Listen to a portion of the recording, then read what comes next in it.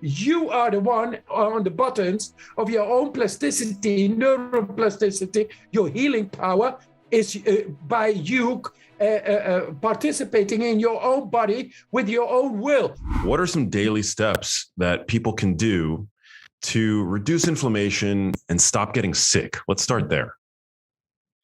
Yes, as today I got another doctor sending me another research results that COVID or any other disease actually is much based on acidity, a sour biochemistry in the body, and by which viruses are able to latch into the cell with that soreness, with that acidity on the cell skins, much better. Now, if you do breathing, deep breathing exercises, the pH levels go up.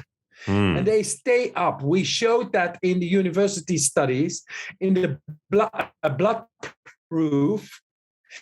So preventative medicine, therefore, is deep breathing exercises. The way we show it, they have shown themselves in science and in showing that the pH levels really go alkaline. They really spike. And then 5 hours later, they took the blood again, and they saw it was still up there. And that means that it's preventative medicine for viruses and bacteria to be able to develop in our bodies, causing inflammation. And inflammation is the damage, is the fever, the headaches, the all-over agony, disease. So cause and effect of disease is inflammation caused by a wrong biochemistry in the body, by which our normal natural defense system goes down, viruses, bacteria latch on, whoom, into flames, disease, depression, anything, you can name it. And can we do something about that? Because since last year, Max, 5 million people died of COVID, but every year, 60 to 70 million people die of inflammation-related diseases. And we showed in 2014 with breathing exercises in the university being injected with the bacteria that the bacteria had no chance therein. Isn't that amazing? And the thing is, it is simple. Anybody can do it. So anybody who is listening right now, hey man, this is a tool. And that tool, you don't need to go to the shop to buy the tool. You don't need to go to a doctor to get the tool. It is your breath. So that is what I eloquently say to any person in the world. Just breathe, motherfucker. And because it is so simple. And it is so effective. We have shown in 2014 to bring down inflammation and all the symptoms that are called disease, caused by bacteria or virus. We can bring it down. And if we stay high up with the pH levels, like doing it every morning, some breathing, it's nice, it's free. It's powerful. And it's as simple as this. So people don't like simple things, or what? Guys, listen to me. It is simple, powerful, effective, and scientifically endorsed.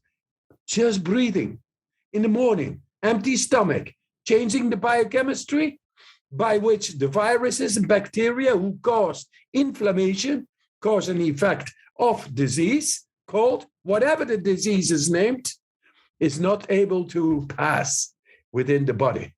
That simple breathing, and then a cold shower a day keeps the doctor away. It's even that the doctors are doing this now by the millions.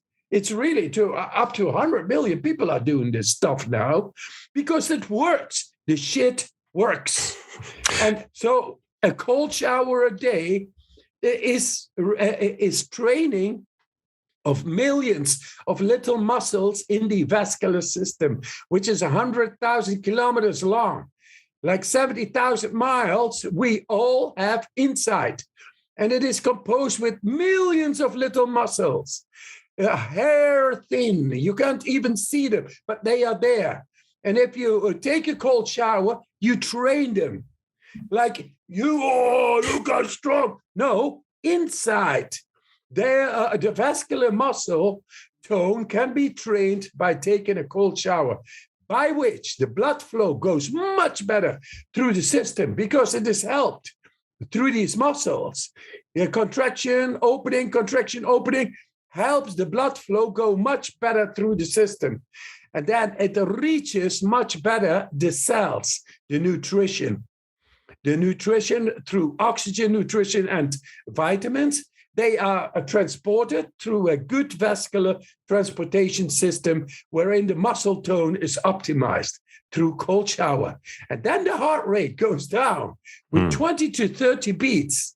That means there is no stress anymore in the body. Stress relates to accelerated heart rate.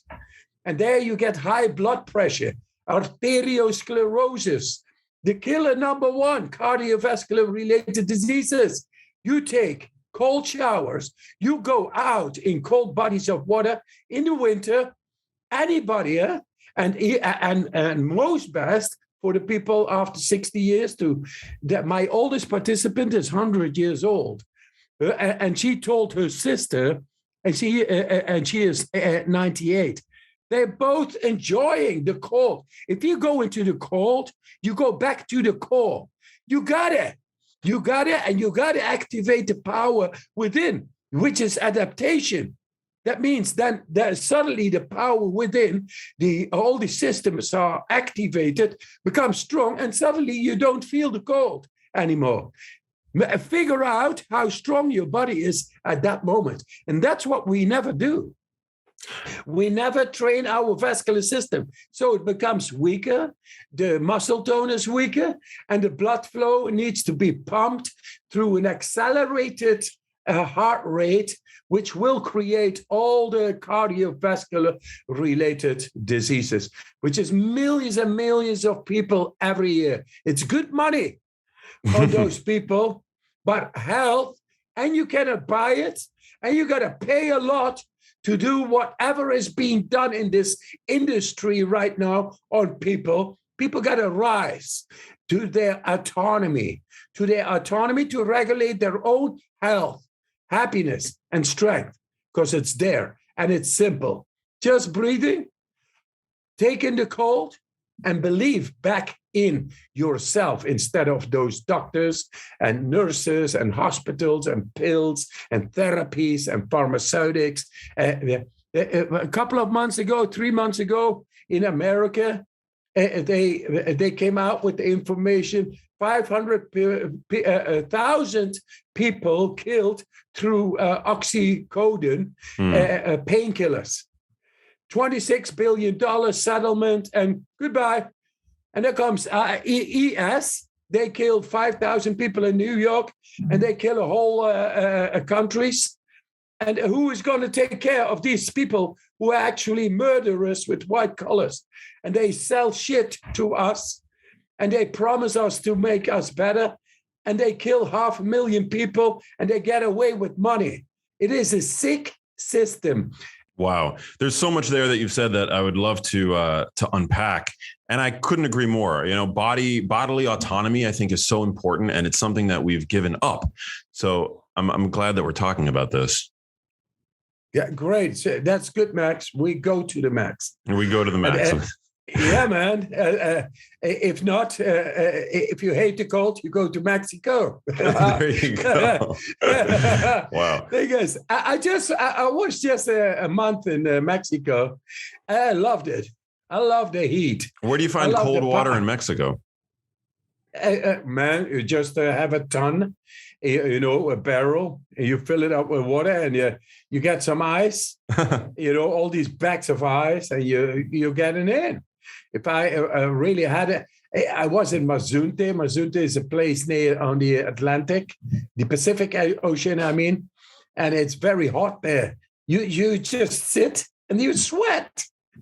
Man, that is quite you get adapted to anything. But those moments, I really love to take an ice bath for say half hour, 40 minutes.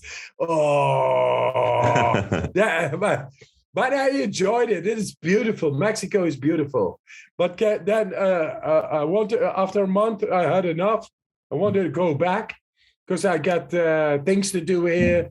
I got to meet the people coming to make the Hollywood film. Very soon, I got the BBC series coming in January, showing that through natural methods, they can get rid of pill taking, medicine taking for 10 or 20 years. I love this. Within 6 episodes, I will make them able to have that autonomy, which the medical establishment is apparently not able to give us. Wow. Well, I love this. So I want to take a step back for a moment. And you mentioned something that was done in 2014, a university study where they injected you with a certain compound, endotoxin, lipopolysaccharide, which is one of the most potent inflammatory toxins known to exist, really. It's a component of the gram-negative bacteria that reside in all of our colonic flora in our gut microbiome, which is safe in that context, but it's often it's injected into human subjects to see what inflammation does to the body. So we're talking about inflammation. And they literally injected you with this substance, which would make anybody else sick on the spot. But somehow your body was able to not see the inflammatory cascade that would typically ensue. So talk to me about that. How did that happen? What was going on in your body? How did you summon that This is once again the believing and breathing. This was unknown in science that the autonomic nervous system related to the innate immune system would be able to voluntarily being controlled. It was not there in the books. And now we have shown it. First, I showed it how to bring down the interleukin number 6 and 8, which is also the damaging factor in COVID. How to bring it down within 15 minutes. Wow. This is what I showed. And then a pro-inflammatory or anti-inflammatory IL-10 going way up. And thus, that is what kills the inflammation. What controls the inflammation, and that is simply because I'm getting down breathing, and through my believing, neurologically, I get contact with the specific immune system, which is kill the bastard at the beginning system. You know, when the intruder comes, the bacille or the virus or the bacteria wants to multiply and go on, do its processing, etc. No, Sherlock Holmes is there. And what I do through the breathing and the believing now is power, is neurological power that is able to set on the neurological system, which is everywhere in our body. And with that, you message through your will, your body to be alert for whatever is going to come. This is what I've shown in brain scan studies, fMRIs in Detroit. They say Wim Hof has found the secret of placebo. So placebo is no longer, it is now you are the one on the buttons of your own plasticity, neuroplasticity, your healing power is by you participating in your own body with your own will, which is nothing more than logical that we are built that way. But because we live in an alienated kind of comfort zone behavior, we disconnected.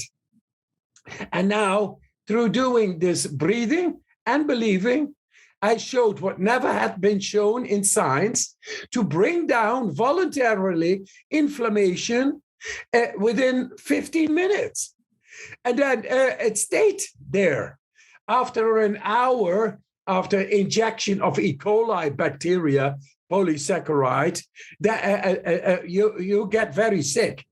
Fever, headaches, agony, muscle pains everywhere, vomiting, nausea. It's a controlled experiment of 3 to 6 hours. Now, 16,134 people had done it before. They all became sick. Then I came, I did not become sick. And then they looked inside the blood, and then they saw me influencing deeply, voluntarily into the autonomic nervous system related to the innate immune system. That means we are able to bring down the cause and effect of disease, which is inflammation. It is not only the E. coli, we are actually talking inflammation. And COVID is also, the damaging factor of COVID is inflammation. And now is the question, can we bring that down? I say yes, but it doesn't make money. That's the real disease. And now I'm trying to get that down, that disease. Wow. So, I mean, so very interesting that, so what is it that the breathing is doing, right? This is obviously an atypical state. You're thrusting your body with your method out of homeostasis, right? Balance. Like what? Yes. So what is happening? First of all, what is the method, and what's happening when you practice the method? So the method has 3 pillars.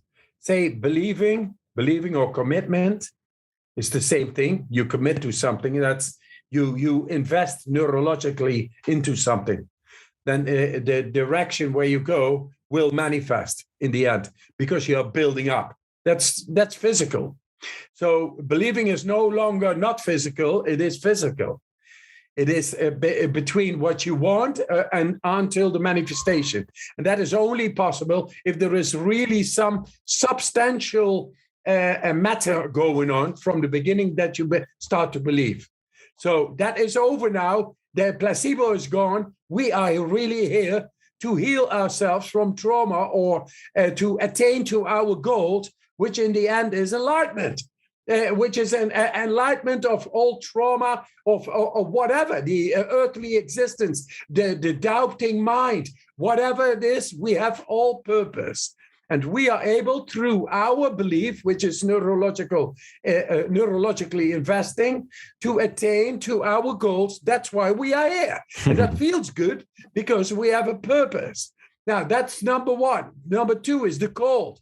The cold trains to tackle the cardiovascular related problems in our society is the biggest killer in the world. So let's have a look into that. A cold shower trains all these little muscles, the millions, by which the heart rate goes down, energy goes way up, and the vascular system is really optimized in that moment. And for a lot other things, very well, amazing what a cold shower does. Fully underestimated. People should do this all over the world. It's not good for the money, guys. It's just unconditionally being there. That is you and your power from the depth coming to the surface by just taking that little initial stressful step out of your comfort zone behavior. Hey, and then it happens. The magic happens. That is number 2, the cold. Number 3 is the breathing. And the breathing is magic. When I started to go into the cold, I learned what you do when you go into the cold. You breathe deep. That means you begin to alter your chemistry to withstand, to activate deep mechanisms inside that makes you stronger inside, being able to adapt to the cold. Because the cold stays the same, only you in yourself, you change. You alter your biochemistry, which then in the end is electricity, or the neurology in the body becomes strong, relaxed, fully serene. Well, big stress is upon the body. And that's amazing. And so the breathing, I began to isolate. And when I began to isolate, I saw I could stay like 5 to 7 minutes without breathing. What is that? In the beginning, I was astounded. What is that? And all these, what they call chakras and lights and all that, I saw all up till boredom. I saw it all, the whole via electrica. I've seen it all in all shapes until the crown chakra, whatever they all call it in all these. And I say, fuck self-enlightenment. It's only indulging. Yeah, people are so much into, I'm the guru, and all that shit. Real enlightenment comes in healing others, in healing my neighbor and the people who are suffering unnecessarily, in taking care of this world, taking care of our children, taking care and protecting innocence from evil influence. That is what really brings enlightenment to the soul, because the soul is here in the light, and it is able to go past any dark moments. Outside, inside, does not matter. But there I am with the breathing. Now, what happens with the breathing physiologically, because this all sounds a little philosophical and all that, and then people say, yeah, what he is saying. But man, I was the first one to show that we are able, through breathing techniques or pneumatic manipulation, to alter the blood chemistry inside so much that that we produced a spiking adrenaline twice as much. Just lying on the ground or on a sofa doing breathing exercises, twice as much spike of adrenaline than somebody who goes in fear into his first bungee jump. This is blood-proof comparison. That means you are really resetting the body to face the danger, whatever the danger is. And a danger could be biological, physical, mental, emotional. It's all cell biological stress. And now we are able just to reset the body to face the danger no matter the way it comes. We have a body that is capacitated to take on environmental extreme stress easy. But we alienate it therefrom, and that's why we become fearful little beings dependent on doctors and this and that, etc. So the breathing really is only starting. I get 100 million people already following and doing this, but I want to change the world. I want to just show that everybody, through manipulating the life force within, is able to return to an absolute autonomy within themselves to maintain, activate, and cherish happiness, strength, and health. Happiness is the hormonal system. Health is the immune system, and the metabolic systems is the power, the energy, mitochondrial, and all. We have all shown that anybody can do this by manipulating the breath, and it is not difficult. You can learn it within, say, 10 minutes. 10 minutes, they have been showing the results in the brain to go deeper within 10 minutes doing the breathing exercises. Hey, Noonie. You got a visitor. Hello, my little one. Look. So cute. Show yourself. Come here, beautiful. How you doing, little Hello. Guy? Hey. Hey. There he is. How's it going? Your daddy's a rock star. I don't know if you can hear me. He's a rock star. You got to listen to him. He plays the guitar, full Monty microphone, and then he dances. Amazing. Have you thrown him into the ice yet? He does it by himself. Wow. Amazing. Barefoot outside in the snow. He comes, just follows. And, he's not trembling or anything.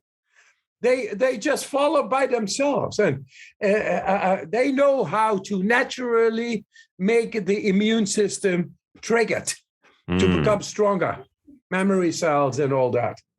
So what we did with these breathing techniques is showing that everybody, because after me, I had a group of people who had no training like the Iceman. And I said, no, anybody can learn this. Give me a group. Then we had a comparative study. And then they showed after 16,134 people, suddenly 12 people, 100% okay, with the same endotoxin injection. And the whole world should have been shaken to awakening, to, hey, man, this is the Eureka. We found it. We got it. We got a way to bring down inflammation, unnecessary suffering. But this is the real disease. That is where we are in now, manipulated by outside forces, making us fearful with a virus which exists already for millions of years, as if we, after millions of years, immune system development have no answer to that in natural ways. We have, and it's simply there. Only what they do, some people are playing for God, and they bring it out. They are just assholes. They are not happy themselves. They are just sick of power and control. They are abstracted their minds so much, they don't understand what it is to be at home, happy, taking care of your children. Crazy people, real crazy, dangerously crazy. I agree. It doesn't make money. And so that's why you're not going to hear about it, especially in a world where all of mainstream media is controlled to some degree, right, by global pharmaceutical companies. Yes. And they are very good for the pharmaceutical directors. And all those assholes, doesn't matter. Love should be unconditionally there, composed by absolute autonomous control over our happiness, strength, and health, without the need of outside dependency in anything. Yeah, it should be simply there, and we have abstracted so much through technology and the revolution. The industrial revolution, so-called, and now the digital revolution. We've abstracted so much. We don't know anymore that the best is there always. It is. It all comes back to body autonomy, yes. and I love this topic so much. It's so important. But for somebody who's never, heard of your work, can you just describe like what the breathing looks like to somebody who is just completely unfamiliar? I mean, to me, it kind of seems like voluntary hyperventilation. Is that essentially what you're doing with the Wim Hof method? Yeah. If that makes it understood, yes. It is, first of all, it is very simple.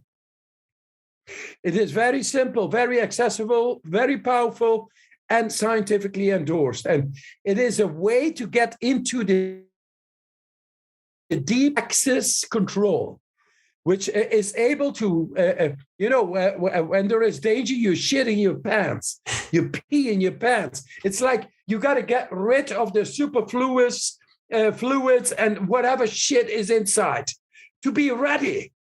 This is what the adrenal axis does, to make ourselves ready, empty of all the shit that is in there.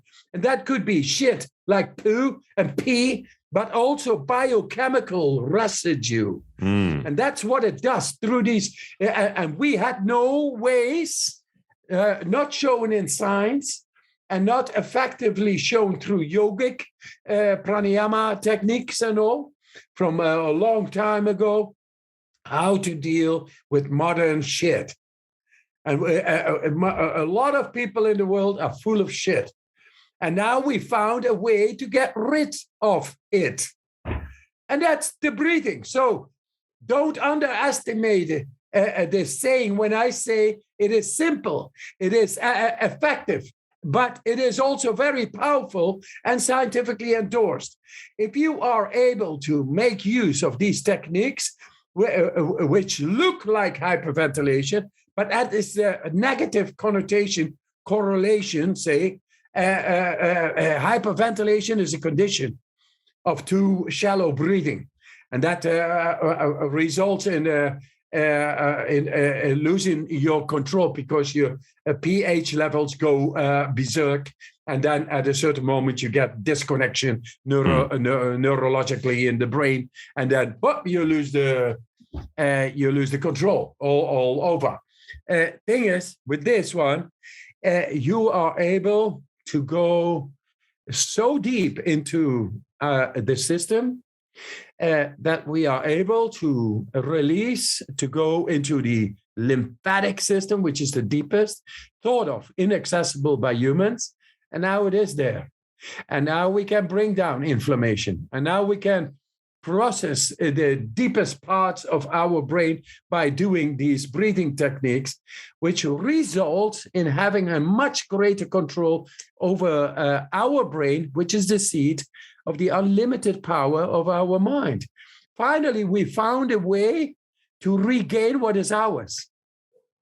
And that is our brain, the seat of our mind, which then in the end is able to get into the so-called unlimited power of the mind and the love and the soul. Now it is no longer abstract. It's here. And the breath is the bridge that is able to alter the biochemistry in the depth by which the will, which is neurological, neurotransmitters, suddenly connects with the rest of the neurology of the body, by which it is able to outbalance when it is out of balance. You see? So how does it look like? We got a breathing bubble, which has been visited 35 million times or 40 million. I don't know anymore. It doesn't matter. I just keep on saying the same thing. Sorry, guys, it is very simple. But do it well, then it becomes very powerful. And the science is there to back it up, so you can just shut up, get your mind out of here, and just do it. Just do it. It's good for you. You're going to feel great.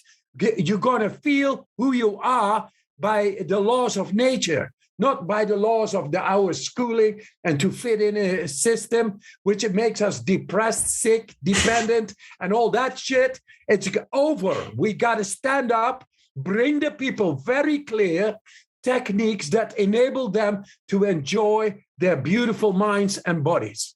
Amen. That's what we do. Amen. When it comes to cold, what temperatures are we talking about specifically, and what duration are we talking about for the most for getting the most bang for our buck? Yes, it all starts with 15 seconds of a cold shower after a hot one. So because our like the muscle tone of our vascular system is really weakened through destimulative behavior, which is wearing clothes all the time. It's like there has been no exercise for the internal vascular muscle tone, and thus it is not so strong. So you begin with 15 seconds. And you will see if you every day do 15 seconds more, and it increasingly and progressively grows naturally. And you feel better. In 10 days, you will be in there for 2.5 minutes, cold after the warm and all. And then your body is back in business, the way nature meant it to be.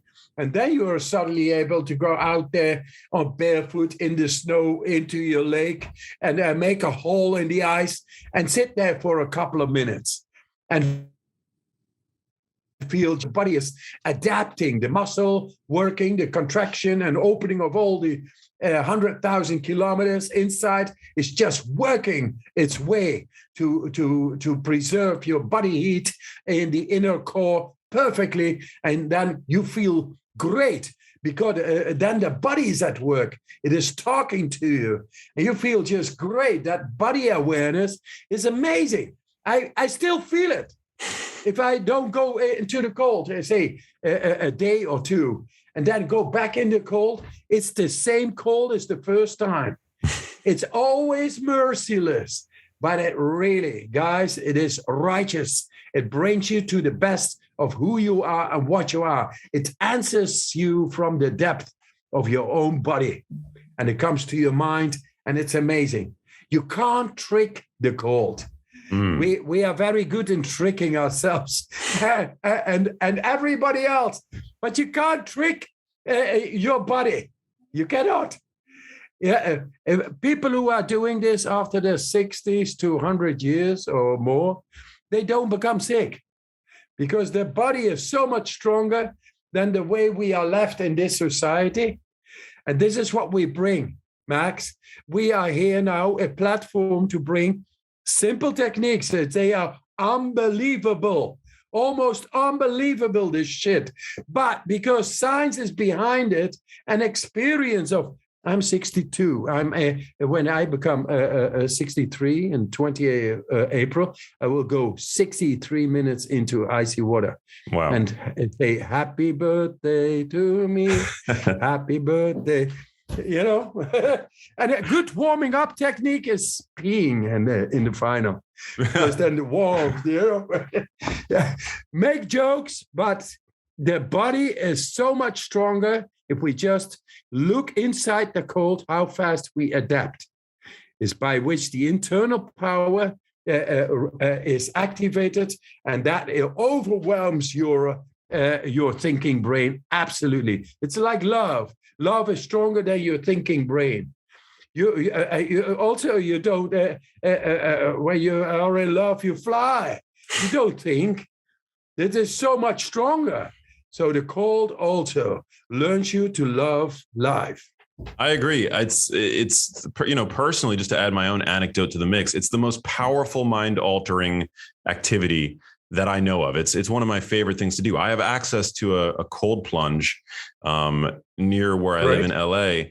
It's about 9 degrees Celsius, 9 to 10 degrees Celsius. So that's about 47 to 50 degrees. Good thermogenesis. Fahrenheit. Yeah, it's so cold, but it's like my brain, there's such a state shift as a result of getting into the water, even just for 15 seconds. But to be honest, I love staying in for, a minute, 2 minutes, 3 minutes at a time. One thing that I find, living in Southern California, the water that comes from my shower isn't actually that cold. So for people that are sort of in that situation where they don't have access to the kind of cold plunge that I have access to, are there any tricks that people can use to really get down to that temperature? I understand that there's some evidence in the literature that by immersing your hands and feet in cold water, it's an effective way. So if all you have access to are some bowls, you can put some ice in there, and it's an effective way of lowering your core body temperature. Is there any truth to that? Yes, the cardiovascular system is a closed system, so all is connected inside. So if you do your hands, it affects your heart. Yeah, it affects your feet. It affects your head, because it's all veins. It's like 70,000 miles inside, and all those muscles will contract by just putting your hands inside a bucket of icy water. Wow. And or the feet. And it's great. It's also good to do that for people who have trouble with their extremities. Maybe not in Los Angeles, but in a lot of other countries, a lot of people have a Raynaud's condition. That means the extremities are painful. When the temperature goes down, the blood flow suddenly is blocked because the vascular system closes. When it gets colder, it's a reaction, it's a trigger. Then no blood is being flushed into the hands and or feet no more. That's the Raynaud condition. And it's an abnormal condition. It's a trigger which normally should be there to protect your core from too much heat going when it is cold outside. This will be sacrificed first, the hands and the feet, in case of danger through cold. And that's a trigger, a physiological mechanism, that is. And for those people, it's very good to do 2 minutes inside, which is very painful for 1 minute. and then get them out and then shake it. And then a disease which could be there for 30 years with a lot of inhibitions during the winter. People get phobias of the cold. They have layers and layers and all kinds of warming devices. They type with their hand gloves on because it's in winter inside. And all that, and then it just takes 2 minutes. But I get people who have 30 years, those ailments, take all kinds of medicines that don't work. And then they come, and within 2 minutes, it's gone.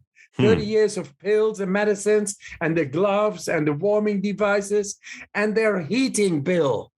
The energy bill goes down because you don't need to heat up your house no more so high, because your inner vascular system is working great, producing all the energy through blood flow, which is going great. Because people have inhibitions, blockages by which the cardiovascular system, it's not for nothing that cardiovascular related diseases is killer number one in our society. It's because of destimulative behavior. It is logic. So we should get into some cold shower or get in Los Angeles in the wintertime. It's also, the ocean is very good. It's great there. I know that these currents are quite fresh coming from the Antarctics, and they go past there. It's good water. You do in the wintertime. I train here. In the summertime, it's warm here as well. Not as warm as Los Angeles and all, of course not. But it is warm. Like we can tip between 20 and 30 degrees, and that is Celsius, which is warm, and sometimes over it. And because of global warming, sometimes we hit now 40 degrees. We never had that. That's the global shit and the people playing God again. But coming back, and then in winter, I train outside. Like September, it begins to cool down slowly. September, the water is still quite warm because of warming up. It's in October, really it begins to go down. And then I swim outside every day. And November, December, January, freeze, maybe frozen. I make my holes and all that. So once I had this in June, I got this invitation to go do a world record, standing in the ice in immersion, full immersion in direct contact with ice.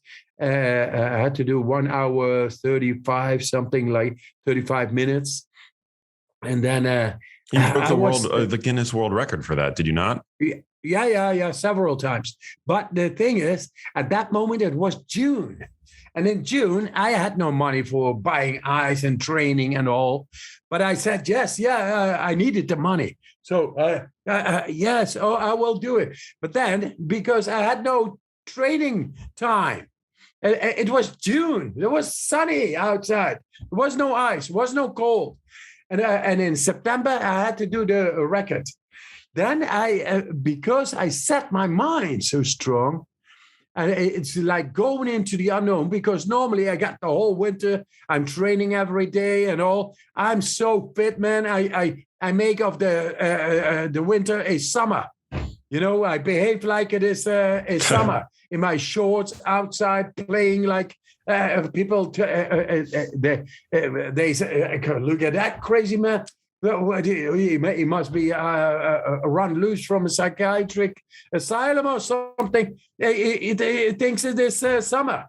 But the thing is, if you can behave like it is a summer in winter, then your mind is really there, because it takes the power of the mind.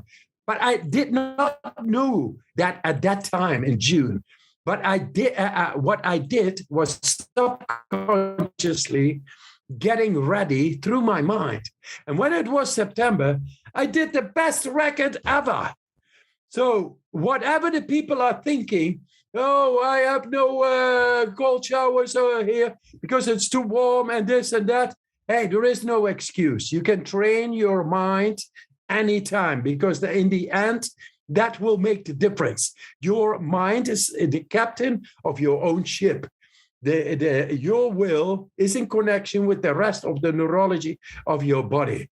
Just because I use the cold, because it is merciless and righteous, it trains absolutely the cardiovascular system to the best. As you said before, when you go, there is nothing that makes your mind so ready as going into the cold, in the cold plunge.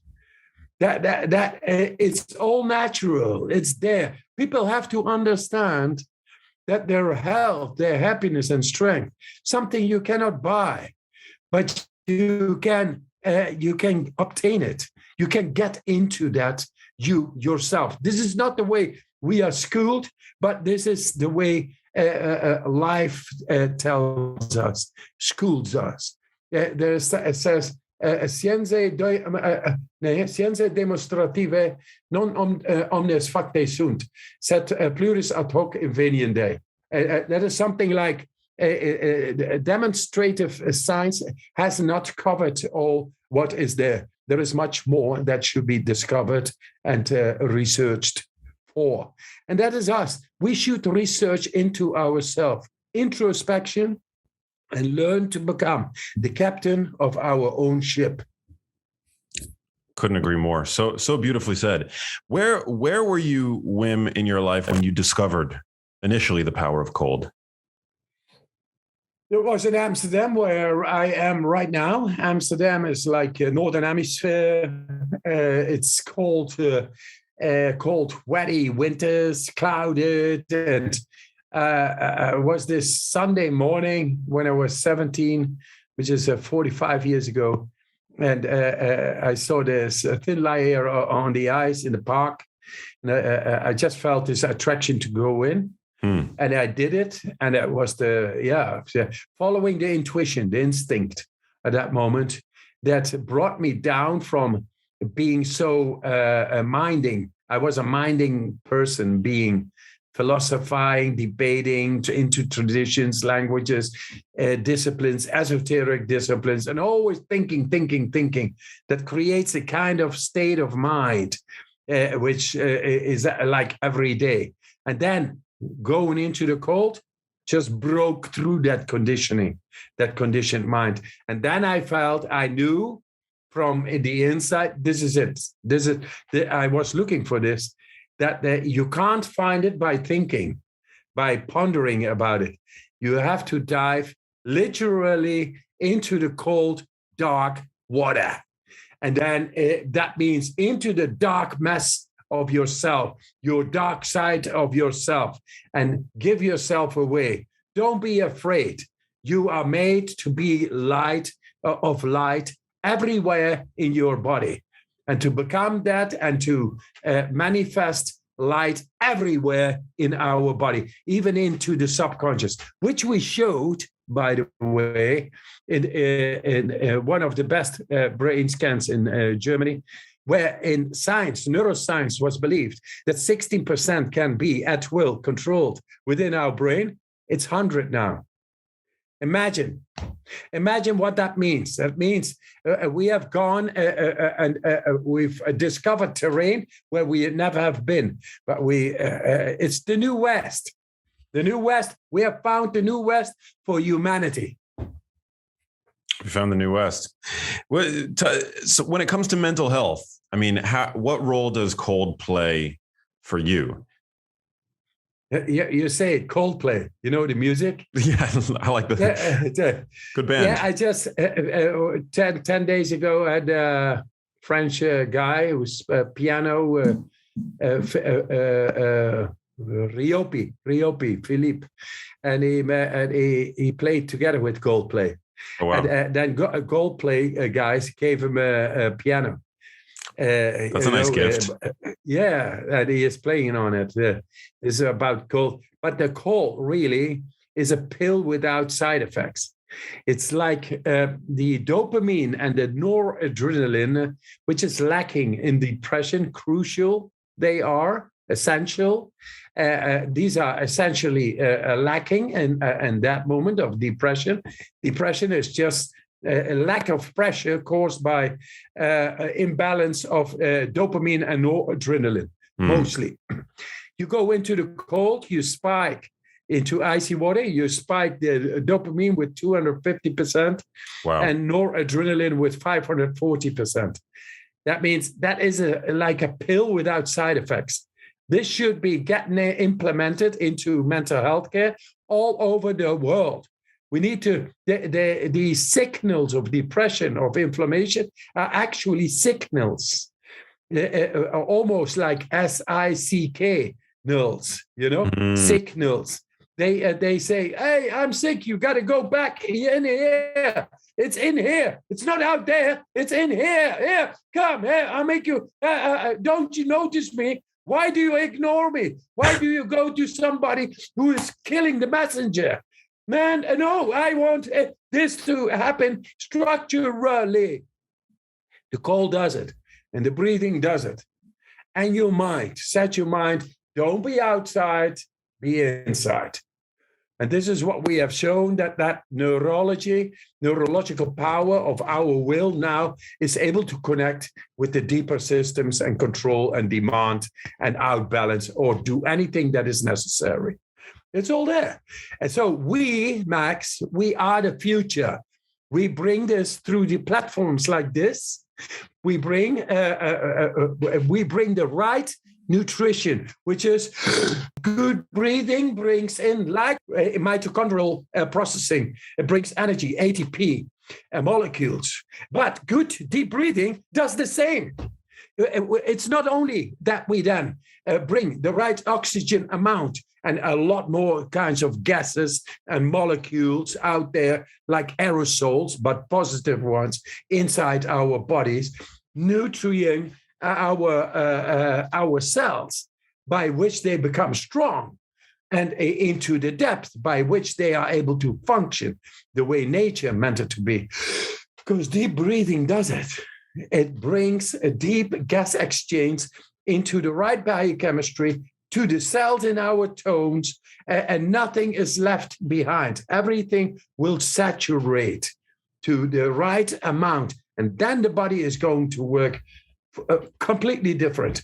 This people should do in mental health care with mental disorders, because then inflammation is not able to happen if the right biochemistry is there. When it becomes alkaline, like we talked in the beginning, then that is preventative medicine. And it is also able to create more energy, which is resulting in to maintenance of the body and healing, because then you have more energy. You can, if you direct inwards, you do deeper breathing, processes are accelerated and they create more molecules, which you need like building blocks for that what needs to be repaired. But if we only breathe shallow, then we have no energy left. And then the healing is not able to take place, as simple as it is. So this is not mystical, because life is mystical. I just want to bring life to the feet of the people, like a non-dogmatic choice. Guys, we love you. We bring, this is the real shit. All these governments and all this, they have no autonomy. They have no control. We lost our control. We have given it away, and let them be. They, in the end, will also take this autonomous feeling that makes them unconditionally able to connect with the splendors of life itself every day and pass it on to their children and make the world a great place. That's what we do right now. And we do it face to face, straight. And this is the way we bring it. This I can very soon. Was it not for COVID, I would be talking like this in front of the National Institute of Health, together with Professor Ipel from San Francisco, UCSF, with the new findings on the DNA and depression.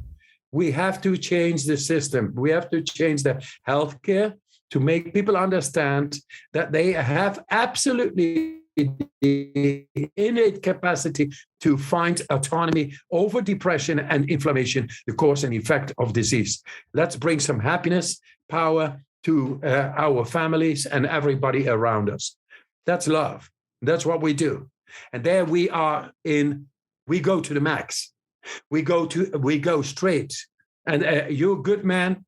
We are just rising. I'm a father of a little innocent being. I will take care. I will protect the innocence, the energy of malignant whatsoever, and whatever the way it comes in. I know what to do because nature gave it all to me unconditionally. And so this is what we pass on. Beautiful, beautifully said. I mean, oh man, I love what you're doing. It's so important. And, breath, I think people tend to underappreciate that it is our most important nutrient. I mean, a person could go a month, 2 months, 3 months without food, maybe a few days at the most without water, 2-3 days, but only a few minutes without breath, without oxygen. Absolutely. It really is our most important nutrient, and we seldom talk about it as such. Yes, and as a nutrient, it is molecules. Molecules is what food produces, and breath is able to do that. And when we feel bad, we need molecules. But at that moment, we are in problems because we have a lack of those molecules to repair and to even out what is gone wrong. But now we have here bringing it to, man, it's there. You take control. As Dave Asprey asked me in this podcast, Wim, what is enlightenment? It seems you got some answers here, real answers. And please say it in one sentence. He said, hey, old Bibles and Korans are written on that shit, and I got to say it in one sentence. Here it comes. Just be happy, strong, and healthy. The rest is bullshit.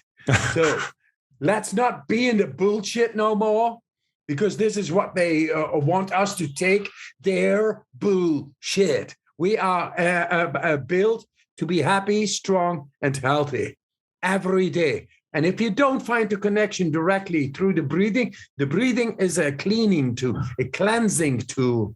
Then straighten it up and connect with your body through your belief to have, again, the control over your beautiful mind and body, and spread the love every day.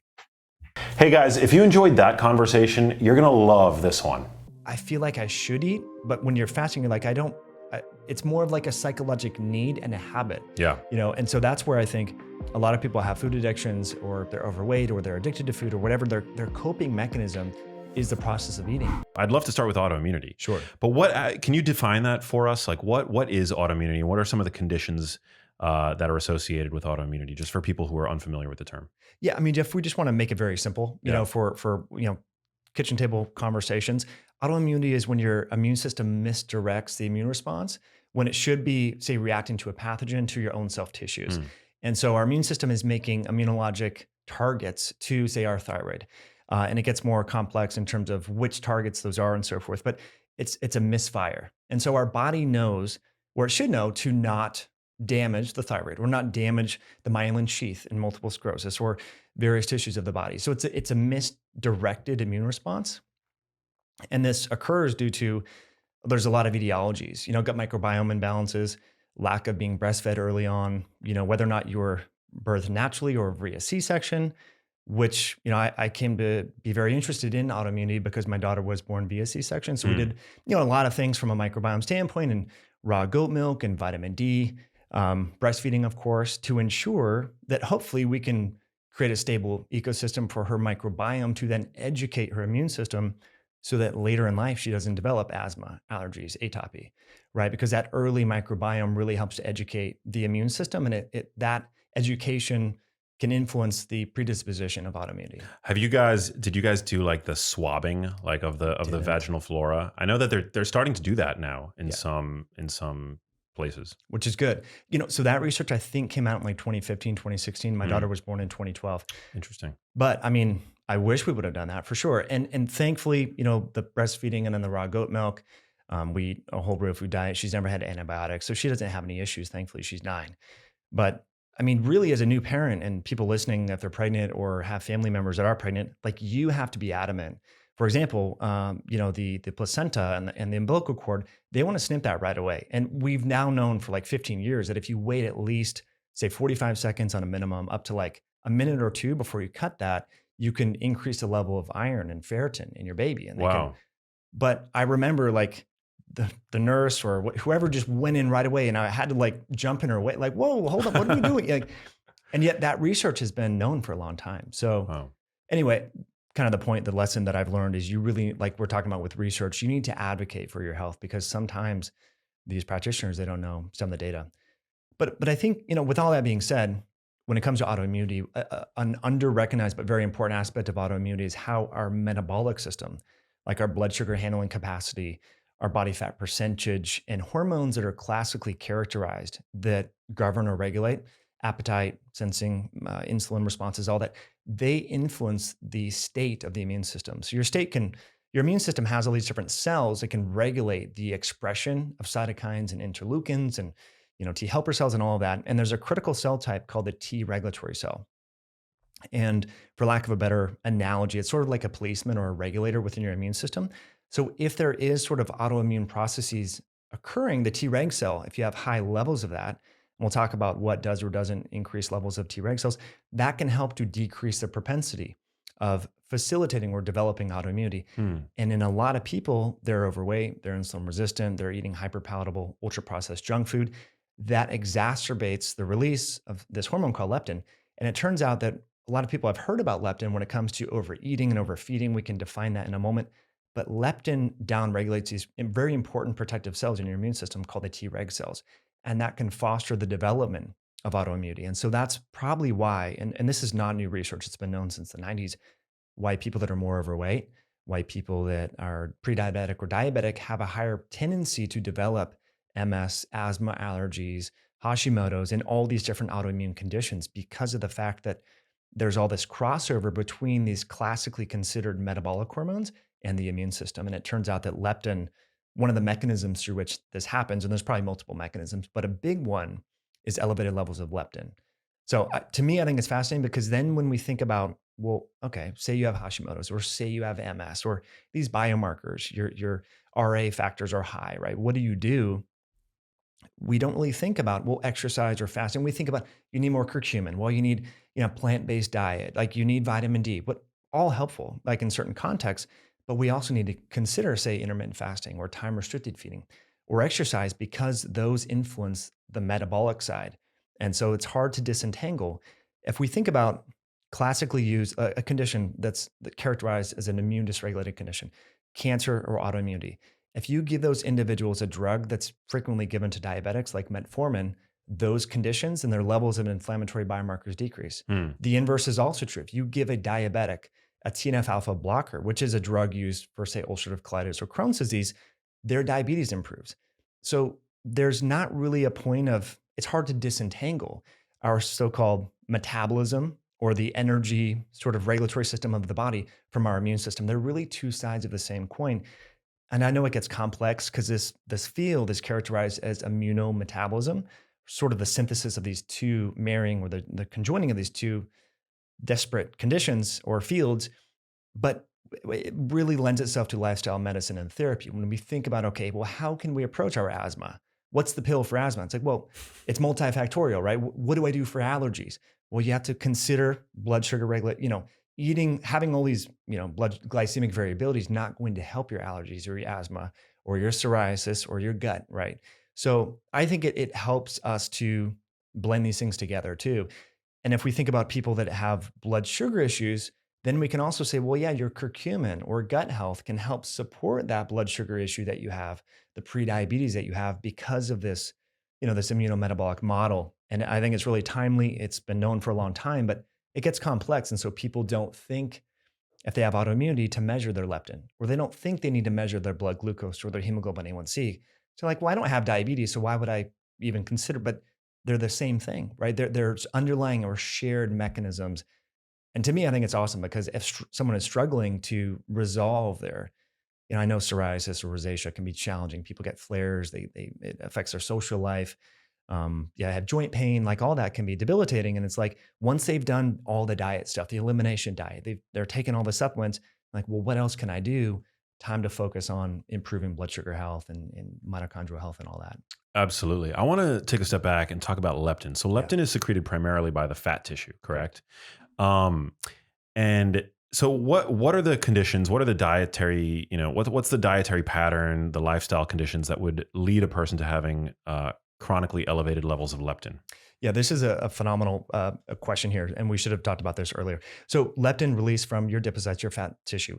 Normally what it does is it helps us stimulate satiety. So it increases our levels of satiety, and it oscillates on a circadian rhythm. So it's lowest in the morning and actually around 11 a.m. So that's where I'm more of a fan of time-restricted feeding, because it seems that from an evolutionary teleologically standpoint and hormonally, we should be feeding then in the morning. And then it progressively increases to its peak, when we're sleeping. And so it's designed to help us not wake up and want to go to the refrigerator and get some cookies or whatever, right? But what happens is, as you become more insulin resistant and more overweight, you get more and more fat cells. You get like billions of these fat cells. Like if you just gain 10 pounds and if you were to quantify or equate that to the amount of new fat cells you're getting, it's in the orders of magnitude. Like it's insane. And so all those fat cells start to release this adipocytokine. So it used to be called an adipokine because it's released from fat tissue, but it's now known as a cytokine as well. And that then just overloads a receptor in the brain in the hypothalamus. So people then, even though they have enough energy in the form of fat, the brain perceives that just like, your muscle tissue. Well, if you get insulin resistant, your muscles ignore the message of insulin. Your brain starts to ignore the message of leptin. So that creates this phenomenon where people are overweight, but they're still hungry because they have hypothalamic leptin resistant. And so in metabolically healthy people, you or I, or a lot of people listening, they know that after they've had dinner, they're good. Like they don't need to continue to eat because they have leptin sensitivity. But as we become overweight, and those cut points in terms of body fat percentage are different based upon gender. So in women, hyperinsulinemia and hyperleptinemia start to occur around 25% body fat. For men, it's about 20%. Now everyone's a little bit different, based upon their muscle mass and all of that. But those are rough cut points to consider. And then what happens is, because leptin is also involved in suppressing these immune cells and driving inflammation, it directly increases these pro-inflammatory mediators like interleukin-6 and TNF-alpha. So not only are you hungry all the time, and then you have irreverent, crazy, cravings and all that, but then you get more inflammation. So you get this smoldering background inflammation that can exacerbate all of these chronic health conditions, increase risk of developing autoimmunity and other diseases that are linked with inflammation. So yeah, it's pretty fascinating. Now, if you just, fast for a couple of days, you drop your leptin very quickly. And so this is where metabolic therapies and even exercise. So if we think about where does leptin bind to, in addition to the brain, it also binds to skeletal muscle. And so the more muscle mass we have, the more sensitive we will be to leptin and have lower levels of leptin. So I encourage all my clients to walk, to squat, to lunge, to hip thrusts, and do these things because the legs have a lot of leptin receptors, more so than the upper body for whatever reason. This was some research out of Denmark that I looked at this. So to me, I think it's really fascinating. But leptin and insulin sort of crosstalk. And so if someone is insulin resistant, they might also be leptin resistant. There's a lot of co-stimulation of these different hormones. Last thing I'll add on that, and then if you have any further questions, is when you test leptin, just like when you test your testosterone, you want to repeat test during the same time of the day. So for example, if a male goes in and tests his testosterone at 4:00, it might be lower, or it will be lower than it normally would be in the morning, because these hormones oscillate on a circadian rhythm basis. So you got to consider that in context when you are going to test this. So I've had people say, well, I tested my leptin levels and it was normal, and they were obese. Well, when did you get tested? Well, it was a different time of the day. So it's really important, if you're going to test your leptin levels, you either want to be consistent with first thing in the morning to see it should be low, or later in the day, and retest during those same time periods. So you're comparing apples to apples. Fascinating. Isn't leptin also considered a metabolic master regulator? So for somebody who's chronically dieting, hasn't there been, at least in the fitness community, this idea that with frequent dieting or prolonged dieting, that there's a benefit to eating foods that are going to spike leptin, usually like high glycemic carbohydrates or starches, things like that? I don't know. I'm not aware of that research. I'm aware of the so-called adaptive thermogenesis, where when you diet, you lose a bunch of weight, and then your metabolic rate slows down, so that it makes it harder to sort of keep the weight off. But I haven't seen that. Yeah, maybe is it that carb refeeding? Yeah, yeah, essentially carb refeeding, carb backloading, and things like that. And that obviously plays a number of different roles. Like you're refilling your glycogen stores, but also and I'm just sort of like trying to recall what the lore that I've just through osmosis acquired over the past 2 decades of being interested in fitness. That there's this idea that when you're in a prolonged calorie deficit, that leptin decreases. Becomes suppressed. And then there's a potential benefit because when it's suppressed, it also reduces your metabolic rate to then like spiking it, and I'm not sure how much you can spike, the degree to which you can spike leptin, with a single meal. But that's just something that I've heard. Interesting. Yeah. I haven't dove into that. As good practice. I don't know. That's super interesting. So then the relationship between leptin and autoimmunity. Yeah. This is fascinating. It's super fascinating because again, just to recap sort of what we talked about with the immune system, the cell type that's really important in regulating autoimmunity and asthma and all that is the T regulatory cell. Right. And this is emerging in various autoimmune diseases, whether it manifests as Crohn's or colitis or RA or MS or whatever, the T reg cells are frequently found to be very low. And so therefore that allows this sort of runaway inflammation and misbehaving of all these other immune cells. And it turns out that there's a direct relationship between leptin levels and the functionality of these Treg cells.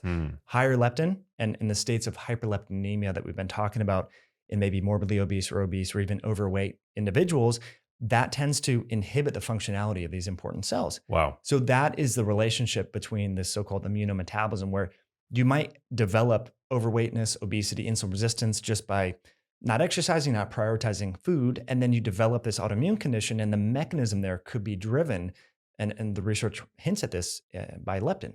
It's also linked with more aggressive breast cancer, more aggressive prostate cancer. So it's not just autoimmunity; it's also crosses over to cancers, and that could be part of the reason we've heard a lot about how glucose and insulin and mTOR and growth factors exacerbate or worsen cancers, but it could also be that the cancerous cells themselves are able to evade the immune system because the Treg cells are not there in this crosstalk with leptin. So to me, I think it's fascinating because it gives us another tool in the toolbox to prioritize exercise and intermittent fasting and low carb nutrition and all of that, which I think is oftentimes neglected, when we think about classical management of autoimmune disorders. Absolutely. We love our Treg cells. Aren't there also micronutrient deficiencies that are associated with having lower levels of Treg cells? Well, vitamin D plays a big role there. There's some research on vitamin A and probiotics. I'm sure there's other micronutrients. I just haven't done. Vitamin D is a big one. Huge. Yeah. I feel like vitamin D, there was a meta-analysis that I cited in the Genius Life, where it was the only vitamin that there was enough evidence to warrant clinical usage of vitamin D in multiple sclerosis. Wow. Yeah. Very That's interesting. amazing. Yeah. It's huge. I mean, I've seen miracles. I used to work with a medical doctor in Denver, and from sleep issues, from autoimmune issues, depression. I mean, the list goes on of like all these different conditions where vitamin D has been shown to be helpful. So I think now it's getting more airtime, like kind of with all the COVID stuff, which is good. But a lot of people still think, well, like in LA right now, like it's pretty sunny out. But if you're, south of Atlanta, Georgia, even between October and March, the zenith angle of the sun is not, even if you're out in the sun, which we all want to do for circadian rhythms and all that, it's not enough to cause endogenous vitamin D synthesis on the skin to create that pre-vitamin D. So, it's good still to supplement, especially if you're not getting full body sun exposure between, now and say March. Yeah, I'd kind of fallen off the vitamin D supplementation bandwagon just prior to having COVID, and then I started supplementing while I had COVID, and I've just stayed on it, and it's amazing how much better I feel. That's awesome. Getting those 5,000 IUs every day. Heck yeah. Yeah, autoimmunity, man. It's frustrating for a lot of people, and I think it's a condition for which mainstream medicine, as good as it can be for managing all these different conditions, they run out of tools pretty quickly, right? Because people are on biologics or prednisone and steroids, and there's a lot of complications or side effects. So the more that we can manage these conditions naturally with exercise, with compressing feeding windows, I think it lends itself to just less damage on the body. Yeah. From a dietary standpoint, what are your thoughts on like lectin avoidance and the quote unquote Gundry diet? Making sure that, because I feel like a lot of the people who claim to see benefit from a more sort of stringent lectin avoidance diet tend to be people with autoimmune conditions. Right. I've seen that as well. I recommend that quite frequently. Like I do consultations still. A lot of my people that have autoimmune issues that don't go away. I used to make fun of the carnivore diet. I recommend that, initially, at least just to see what it's going to do, to rule out, okay, is it these hidden anti-nutrients that are in the tomatoes that you love? Or could it be that you're getting these changes within your microbiome from the source, whatever it is, right? So it's easy just to wipe that out for the elimination, and then slowly reintroduce things like olives, avocado, healthier plant foods that have a lower probability. So yeah, I mean, I definitely agree with that approach, especially for autoimmunity, which I know a lot of people. I mean, it creates a sort of mental gymnastics, because we know that, well, having just meat and animal fat, you're like, what about the microbiome? What about endotoxin? What about all these problems? But the people that I've worked with generally do pretty well when they do that approach, and it may not be forever. But yeah, it's interesting because forever, you and I have, kind of got into this, right when the microbiome project was taking off, and we heard so much about fiber and fermentable foods and polyphenols and all these things being so supportive of the microbiome. Yet you have these people go off those things, and their autoimmune conditions can oftentimes get better. Not in every situation, but I think it's worth considering for sure. Yeah, I mean, the thing, I think that for a person with a fully functional immune system that is not under some kind of autoimmune, that's not having active autoimmunity, I think that these quote unquote stressed plants and these xenobiotic compounds, phytochemicals that we find in wild and organic plants, are only going to strengthen the system. Yeah. But the reality is that many of us are born, going back to the beginning of our talk, are born via C-section. They're not breastfed. They, are born in these hyper-sterilized environments. Dude, what about the children that were born last year? I worry all the time for that. I mean, my goodness, I don't know. Right? Like, I mean, last year was hygiene theater, like if anything else, right? Yeah. It was the year of hygiene theater. So imagine all the kids that were born during that period.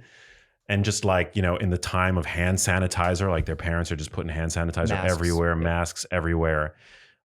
It's just like, yeah, I think that we're going to see like a lot of immune dysfunction coming up in the coming decades. It's pretty scary. I mean, if you look at the rates of obesity in kids, I mean, that has dramatically increased. But yeah, I mean, my daughter's she's in fourth grade now, and I pick her up from school, and the parents that I see pushing the kids, sometimes they often have masks on outdoors in a stroller, and a lot of kids it's crazy, Max, they have hand sanitizer on their backpack. A lot of the teachers, for third graders, they have the big, 5-gallon jug or whatever, hand sanitizer. So the kids are getting the hand sanitizer when they go into the classroom. Jeez. So yeah, it's, I think the pendulum always moves. And I feel like with Robin Chutkan and all these different doctors that were talking about like eat clean, live dirty, with regards to the human microbiome and play outside and all that. It's like we've completely forgotten about that with regards to COVID. And so it's unfortunate that there's going to be some unintended harms, and these kids might experience unnecessarily these conditions. But I don't know how we get through these people, because they perceive the threat of COVID obviously to be worse for their family than potential autoimmunity down the road. I'm not one to argue, because I don't know their life circumstances, or if they're living with grandma or whatever. But yeah, we're going to see a blip in the incidence for sure. Yeah, it's very sad. It's just a big experiment being played out on a grand stage, and we have no idea what the repercussions are going to be. Right. I mean, I hope there are few, if any, repercussions, but my fear is that that there will be some unintended consequences to come from all this. Yeah, it's a bummer. Yeah, it is. Let's talk fasting. Yeah. Is there a relationship between fasting and time-restricted eating and autoimmunity? Yeah, that's a great question. If you look back at the earlier clinical studies with regards to intermittent fasting, one of the first studies that I know in humans was by Mark Mattson. Mattson, I believe he was one of the first, to do a clinical trial with overweight individuals. And what was interesting is the outcome of this, the intended outcome, to look at the objective sort of marker to see if there was an improvement in asthma. It wasn't a weight loss study, and this was in early 2000s. I think it was 2001 or 2002. And so that to me was interesting, that you have now Mark Mattson and various scientists are known for their fasting research, metabolic research as it relates to fat loss and all that. But yet the first study was intended to look at reduction in asthma severity in overweight people. So that tells me that, well, this is a known immune modulatory therapy, which I think is fascinating. But when you say intermittent fasting could be helpful, a lot of people that have autoimmune conditions have mental hurdles. Well, I have Hashimoto's, or I have hypothyroid, so therefore I don't want to do this. And I don't think that's the right way to look at it. We need to consider, again, like we were talking about offline, percentage of body fat? Where do we fit in on this body fat spectrum? And would our immune system benefit by metabolic improvement, by losing some body fat and having more regulation on our blood sugar? So that was an interesting study. There's been multiple studies in animals over the years. And I think across the board, various studies have shown with regards to fasting protocols, there is a reduction in inflammatory biomarkers. So interleukin-6, TNF-alpha, all the byproducts that are linked with that smoldering background inflammation that can exacerbate or worsen immune conditions. So I think it goes without saying that it should be a tool that should be considered in context. If someone is really underweight, if they have Crohn's or colitis so bad that they're like 90 pounds and 5% body fat, fasting may not be ideal for that individual. But a lot of people that I've worked with, they have some weight that they could lose, and they would benefit metabolically and immunologically by simply compressing their feeding window, even if they don't do extended fasting. And so I think this is what's fascinating, because various studies have shown that a subset of intermittent fasting, and I know you talk about this and we agree that it may be the better way to go about it, is early time restricted feeding. So there's alternate day fasting. There's all sorts of different subsets of intermittent fasting. One flavor is this early time restricted feeding. And new research actually shows that may be best for longevity and also the immune system, because various aspects of longevity and autophagy and all these beneficial attributes linked to fasting are integrated with the body's circadian clock system. And it seems that the timing of when we fast is more important than the actual time that we fasted, meaning that if you start your fast at 5 p.m., that may be better than just fasting for 18 hours and breaking it, say, at 6 p.m. Because it's very convenient to just hit the road, leave, you have like a fatty coffee or whatever, and you're gone. And then you come back and you're starving, at 6 p.m. after work, or you're socializing, whatever. And then you have this monster meal, maybe a snack, because you've kind of create these rewards in your brain because you fasted all day. Well, you can afford to eat these certain things.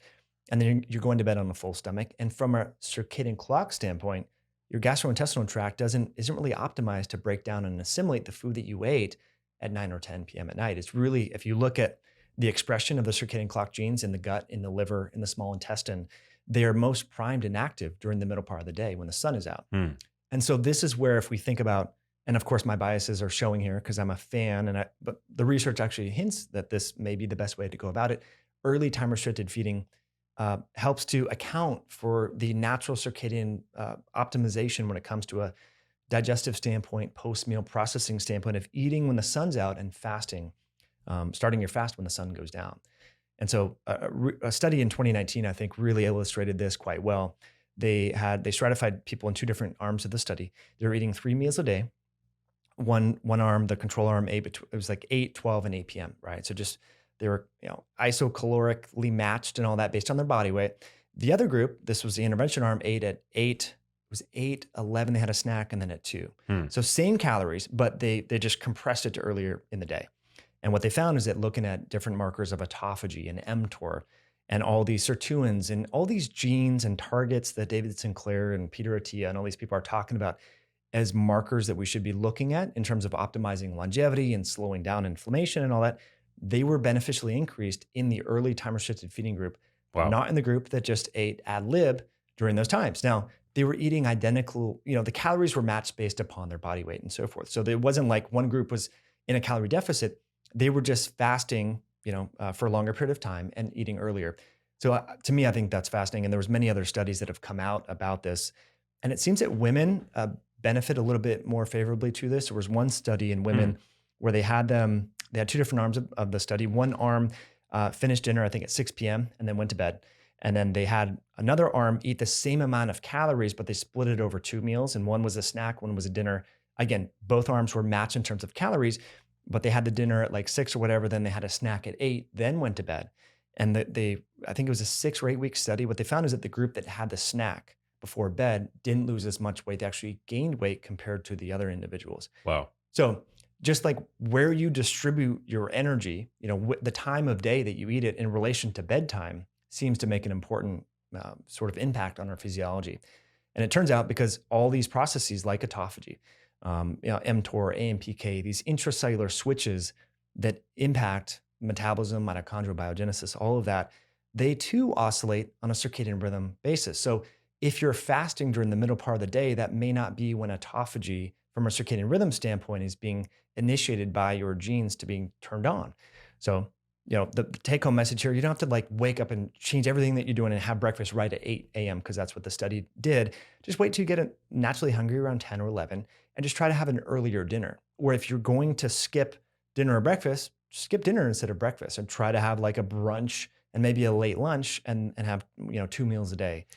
I love it. I love that you're refining the message, because I think when intermittent fasting first came out and it started to become a thing that people were talking about, there wasn't that degree of specificity, right? People were just like, I'm going to push my first meal of the day for as long as I can. I'm going to have my first meal of the day at 4, right. And then people were eating until like 8, 9, 10 p.m. so long as they can get that, 12 to 14 to 16 hour feeding window. But now I think the science has, just over the past couple of years, owed to, guys like Sachin Panda down at Salk and others, that our circadian clock needs to be respected, and that this earlier dinner actually makes a lot more sense from a circadian standpoint. And we're now seeing clinically as well that there is an improvement in outcomes versus having the later breakfast. But the only problem with that, Mike, is that dinner is our big social meal. I know. So how do we reconcile these two truths? I mean, I find it really difficult to have like a dinner at 6 p.m. and then not eat anything else after that. Like it's almost impossible.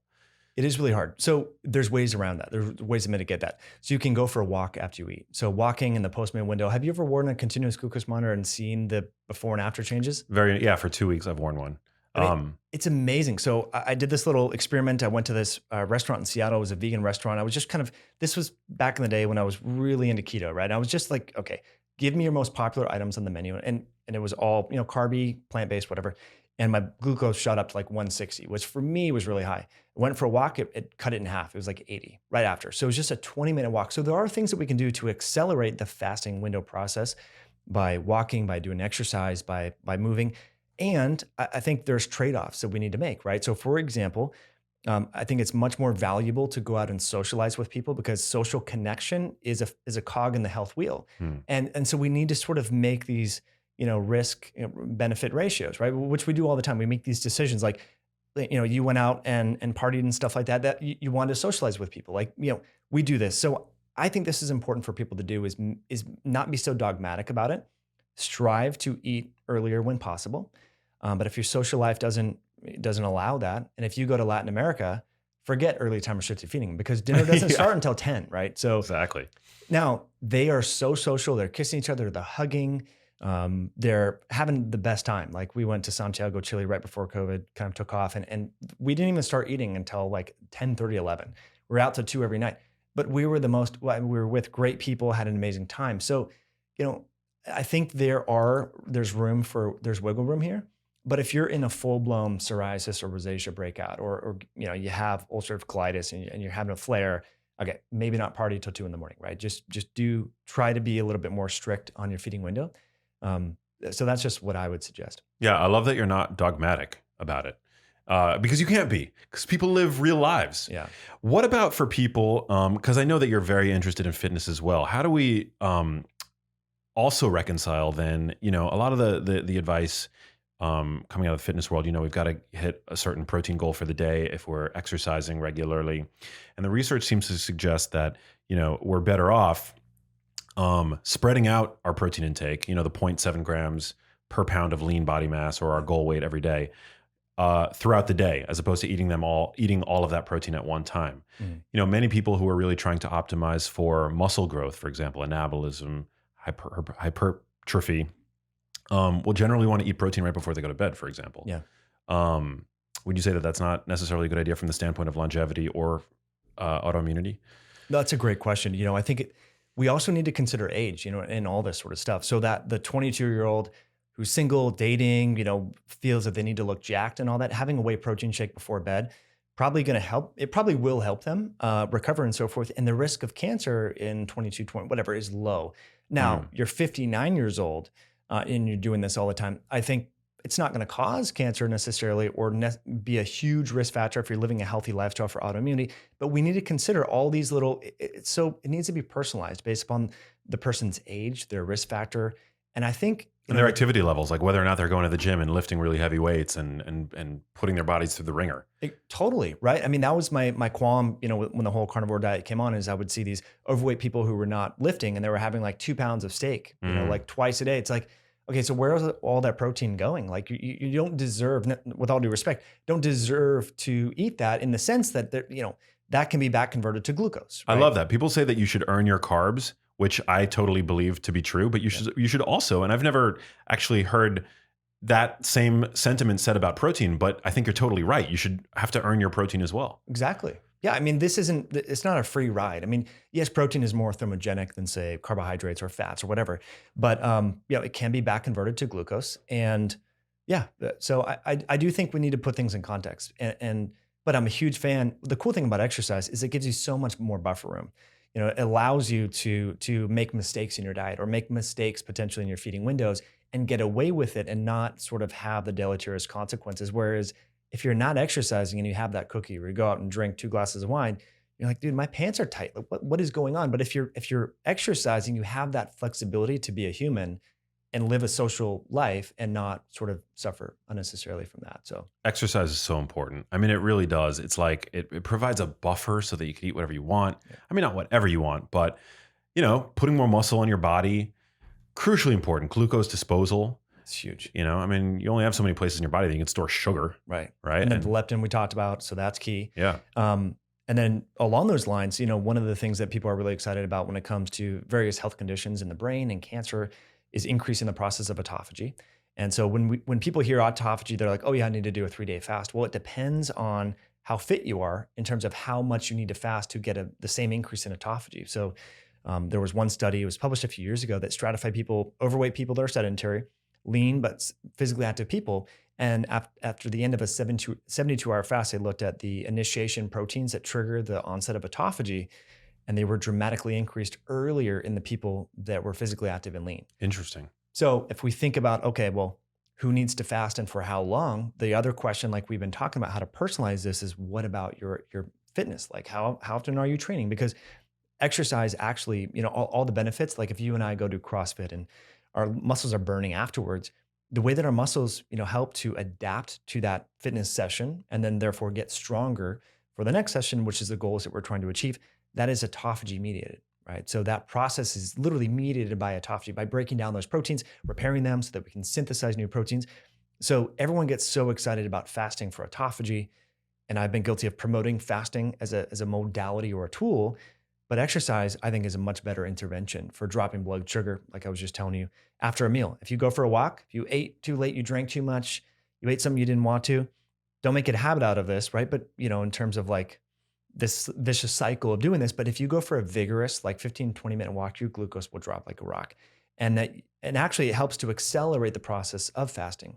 So I'm a huge fan of like doing a little cardio first thing in the morning, as well, because you can deplete that glycogen quicker, drop your glucose, drop your insulin, increase glucagon.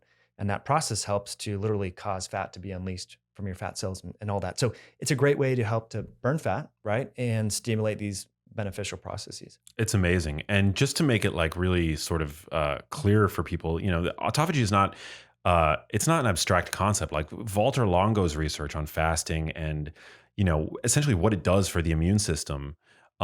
Just going back to autoimmunity, but I mean, for everybody, like it during the process of fasting, your body's actually killing off old dysfunctional immune cells.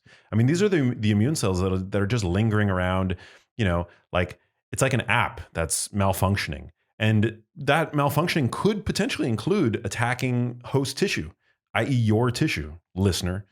So I think this is all such good information. And I also love that you brought up the fact that there are differential benefits of fasting for people depending on body composition. Mm-hmm.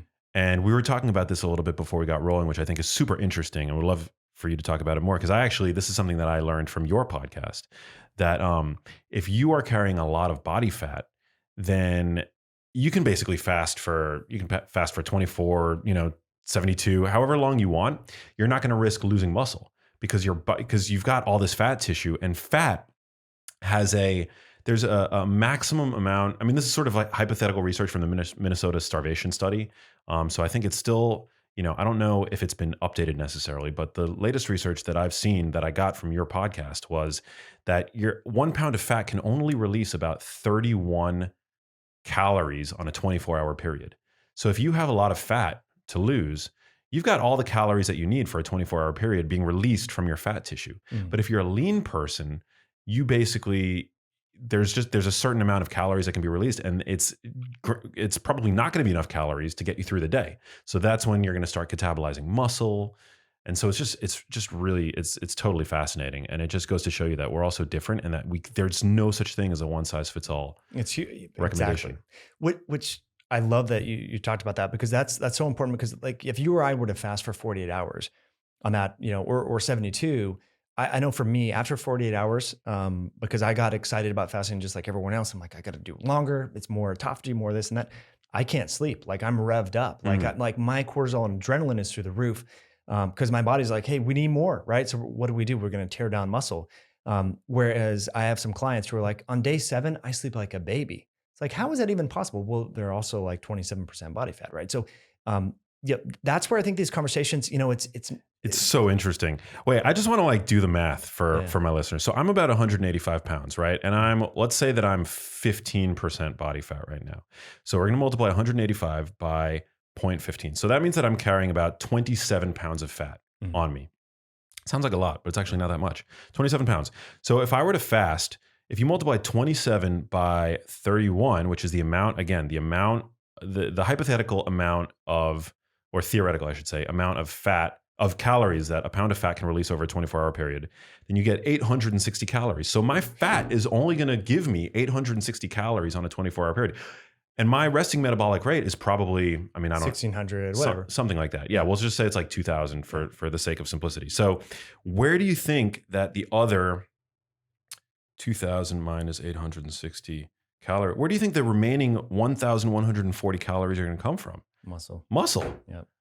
So, you might burn through some glycogen in the morning, earlier. Of course. But yeah, if you're doing a 48-hour fast and then you go train, let's say you go lift weights like 4 days later, you're probably going to be weaker. Like, dude, oh, well, I was dehydrated or whatever. But you continue to do that over a length of time, you're going to look skinny. And then people are going to be like, Max, what are you doing, man? Yeah. Right. And this happened to me. Like I got excited about fasting and I looked in the mirror. I'm like, I look older and I look more skinny. Like I know that I like, it's cool to be able to say, oh, I don't need to eat today, because I'm so used to fasting.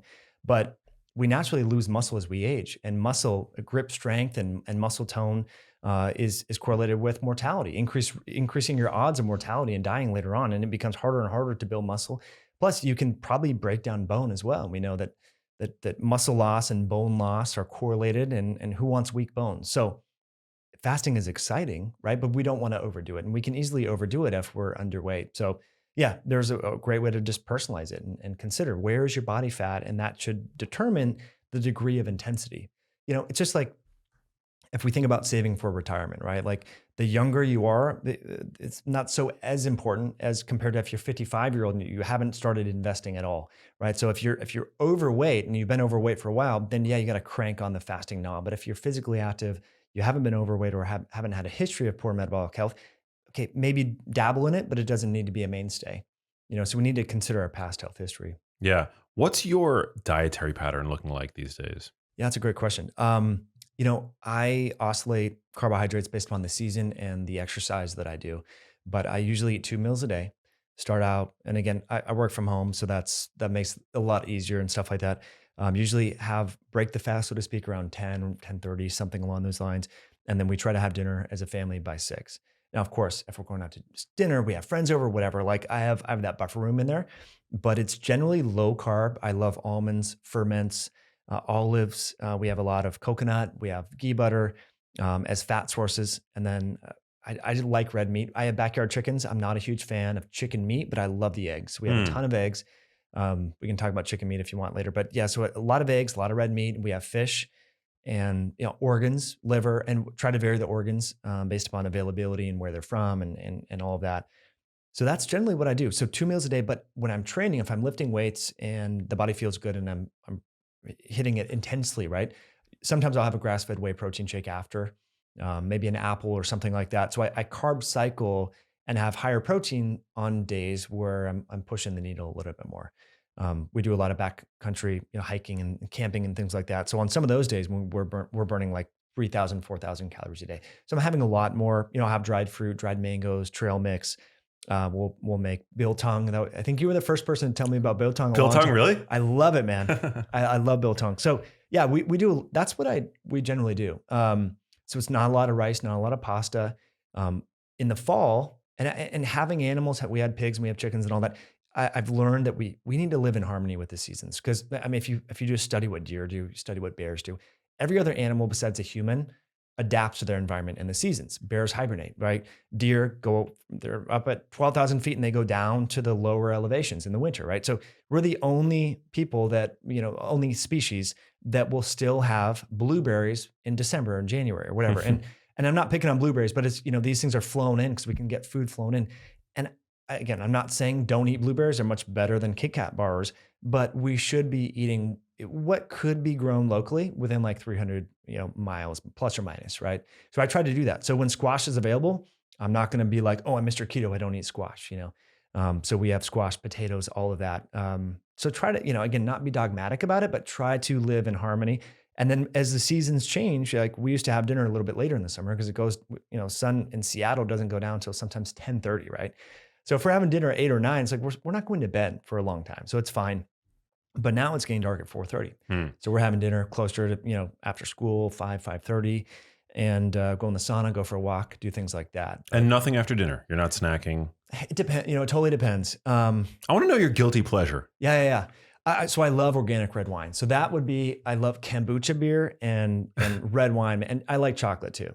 But honestly, as much as I love chocolate and I love all the the polyphenols and so forth in chocolate. And I actually found when I was bike racing in college that it improved my exercise performance when I would take like a chocolate tea beforehand and drink it because of the vasodilation that these polyphenols in chocolate, theobromine, and these different compounds had. But I found that like it doesn't help. Like I don't have like gut issues, but I'm generally not as regular when I'm eating chocolate. I don't know if you've experienced that. No, not with chocolate. I'm off caffeine right now, so I feel like the dark chocolate that I would normally eat would probably make me stimulated. Yeah, super stimulated. I've been off caffeine for the past couple of months. Feels great, Really? by the way. Yeah. I just think caffeine, it's a psychoactive drug. We don't respect it as such. For so many of us, it's a vitamin. I know. We do that twice a day, man. Yeah, dude. So what inspired that? Well, honestly, I just felt like I was, I was consuming probably higher than what would be the minimal effective dose for me.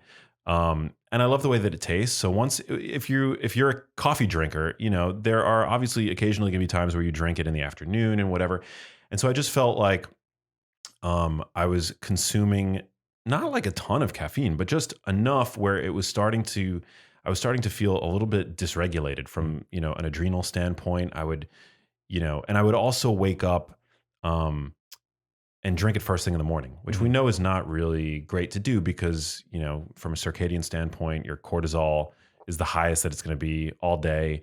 And it would just leave me feeling wired and tired in the morning, just after I had woken up. Yeah. I mean, I'd probably get like an hour of like a nice euphoric feeling, but like, I would always second guess, like, is that like a true euphoria or am I just treating the withdrawal? Am I just like happy to be, getting my drug fix? And then it would always leave me kind of tired in the afternoon, craving additional caffeine. Yeah. And so since coming off caffeine, my energy levels have been like super consistent. I just feel good all day. I also feel like it makes my skin better, like not drinking coffee or caffeine. I don't have this like tension behind the eyes that I get sometimes, like in the morning when I drink caffeine, soon after waking up. So yeah, overall, I feel great without it. And then but I'm not dogmatic, I still like love the taste of coffee. I've been drinking decaf, Swiss water process, decaffeinated decaf, which is great. It doesn't taste like typical decaf. It tastes like a normal cup of coffee. Yeah. That's cool, man. Yeah. I think that's great. If we can acknowledge our addiction, so to speak, and then deal with those, and then have the ability to, because a lot of us deny that we have an issue with coffee. Oh, I don't have an issue with sugar, and then people have crushed cookies all the time or whatever. For me, so I haven't had any alcohol in October. I was just like, I'm going to do this thing, and I didn't realize like how it was affecting how I was waking up, my sleep, short temper, all this stuff, like just being having a kid is tough, right? My relationship with my daughter is so much better. So I'm like, you know what? Do I really need this in my, like, I know I love this organic red wine and this and that, but it's like, man, I feel a lot better, more clear headed, waking up without an alarm clock. Like, maybe all those polyphenols in the grapes were not serving me in a way. Now it's not to say that I'll never drink again, but it's just like, I want to, I think it's healthy to, pull back a little bit and try something totally different. And I think a lot of people don't do that, I just don't want to have any dependencies. I don't want to be dependent on wine. I don't want to be dependent on people. I don't want to be dependent on caffeine. Right. It feels so good to just be sovereign, in your own body. And when I now, I was talking about this on a previous episode of the show, but if I have to go to the airport like early in the morning and I see people lined up at the Starbucks, they look like zombies. And I used to be one of those people. And now to me, they look like it just doesn't, it's not a good look. No. Well, they're on their phone. Speaking of which, about being dependent upon things, how did you feel when Instagram went down? Oh man, I actually felt relieved. Yeah. For the whole day, I was like, it was like freedom, right? Freedom. Yeah. I know. I mean, I know there's a beautiful aspect to these platforms and we can learn and connect and do all that. Yeah. But when it went down, I was like, there's like no pressure to create. Like you can do whatever you want. Like you don't feel anyway. So that was super interesting. I mean, now that we're talking about these things that we don't want to have a chain and ball to. Anyway, and speaking of that, another thing, a benefit of fasting helps us kind of be like, wow, I feel like I should eat, but when you're fasting, you're like, it's more of like a psychological need and a habit. Yeah. And so that's where I think a lot of people have food addictions, or they're overweight, or they're addicted to food, or whatever. Their coping mechanism is the process of eating or shopping or whatever. And so fasting really helps you deal with those emotions so that you realize and recognize that, wait, I'm eating out of habit, not because I'm actually hungry, because I'm really not hungry. So that's, I think, a benefit that's really not talked about with regards to fasting and helping people, because a lot of people have stuff with food, psychologically, emotionally, and all that. And helping to just be more aware of that draw can be a side benefit to fasting that I think is really not talked about enough. Yeah, I totally agree. When I asked your guilty pleasures, you said wine and dark chocolate. But Mike, what was the last like ultra processed food that you consume? You don't go to like Whole Foods, wander the aisles, pick up like a bag of like you don't do any of that? Like, I don't, man. I love that. I admire that. Yeah. I do that. Yeah. I'll like go to the supermarket. I'll get like, paleo puffs, whatever. My brother's like on the couch with me eating Smart Sweets. I'll have a few. Yeah. Not good. I don't feel good afterwards. Right. But I just don't. Well, so here's the thing. We bought some cereal that was healthy. It was supposed to be healthy, and we just crushed all of them in like a day. We were like, wait, this flavor's gone. And we were like, all right, so we just cannot have it in the house, because I just realized that these healthier options, and there's studies to show this, and I'm not dogging, these are great transition foods for a lot of people. And we used to do that with these plantain chips, same thing. Oh, they're plantains, so we can crush 2 bags because they're fried plantains. But just the packaging of that food is not healthy. The plastics, potential endocrine disrupting chemicals, you're right. The oils are getting in touch with and so I just realized, like, you know what, I can't be talking about all this stuff and then eat this crap. Yeah. And I've been critical of a lot of people. Like when COVID first started, I would see the grocery carts. People were preparing for quarantine with soda pops and bread. So I'm like, dude, people are going to see me in the grocery store. It happens to you, right? At Whole Foods or Air Ones. Yeah. People, and if they see me buying this crap, dude, I'm like, they're, so that was part of it too. But also I just realized like we can't control it. And I want to be a good, role model for my daughter and stuff like that. And I don't want her to be I don't want her to go to college or move out and then be like, oh my gosh, I never had this, and overdo it. So periodically we'll go get a cupcake. There's this gluten-free cupcake place downtown where we live. My wife will make donuts out of, what does she do? Almond flour. Then there's this chestnut flour. This is a dope. That's cool. I mean, that's a processed food. Yeah. I mean, no shade. I'm sure they're delicious and amazing and healthy. But she's processing totally. it. So it looks like a donut. It tastes like a donut. So we'll do stuff like that. But next time you got to bring me some. Those sound good. Dude, I mean, if she could sell these things at scale, like, because we tried a food business. She did a keto cookie and it was amazing. People loved it. But she was literally the person driving around, because unless you really scale and outsource all your manufacturing, like, these smaller, if you think Honey Mama's chocolate that you see at Whole Foods, like all of that used to just be, I mean, these people are slaving 14, 16 hours a day. to make it, because the natural grocers kind of treat you like a dog. They don't want you to take up too much shelf space because you're brand new. They don't know how it's going to sell. But then when it does sell, they expect you to be there right away. Anyway, so it was a fun process to learn.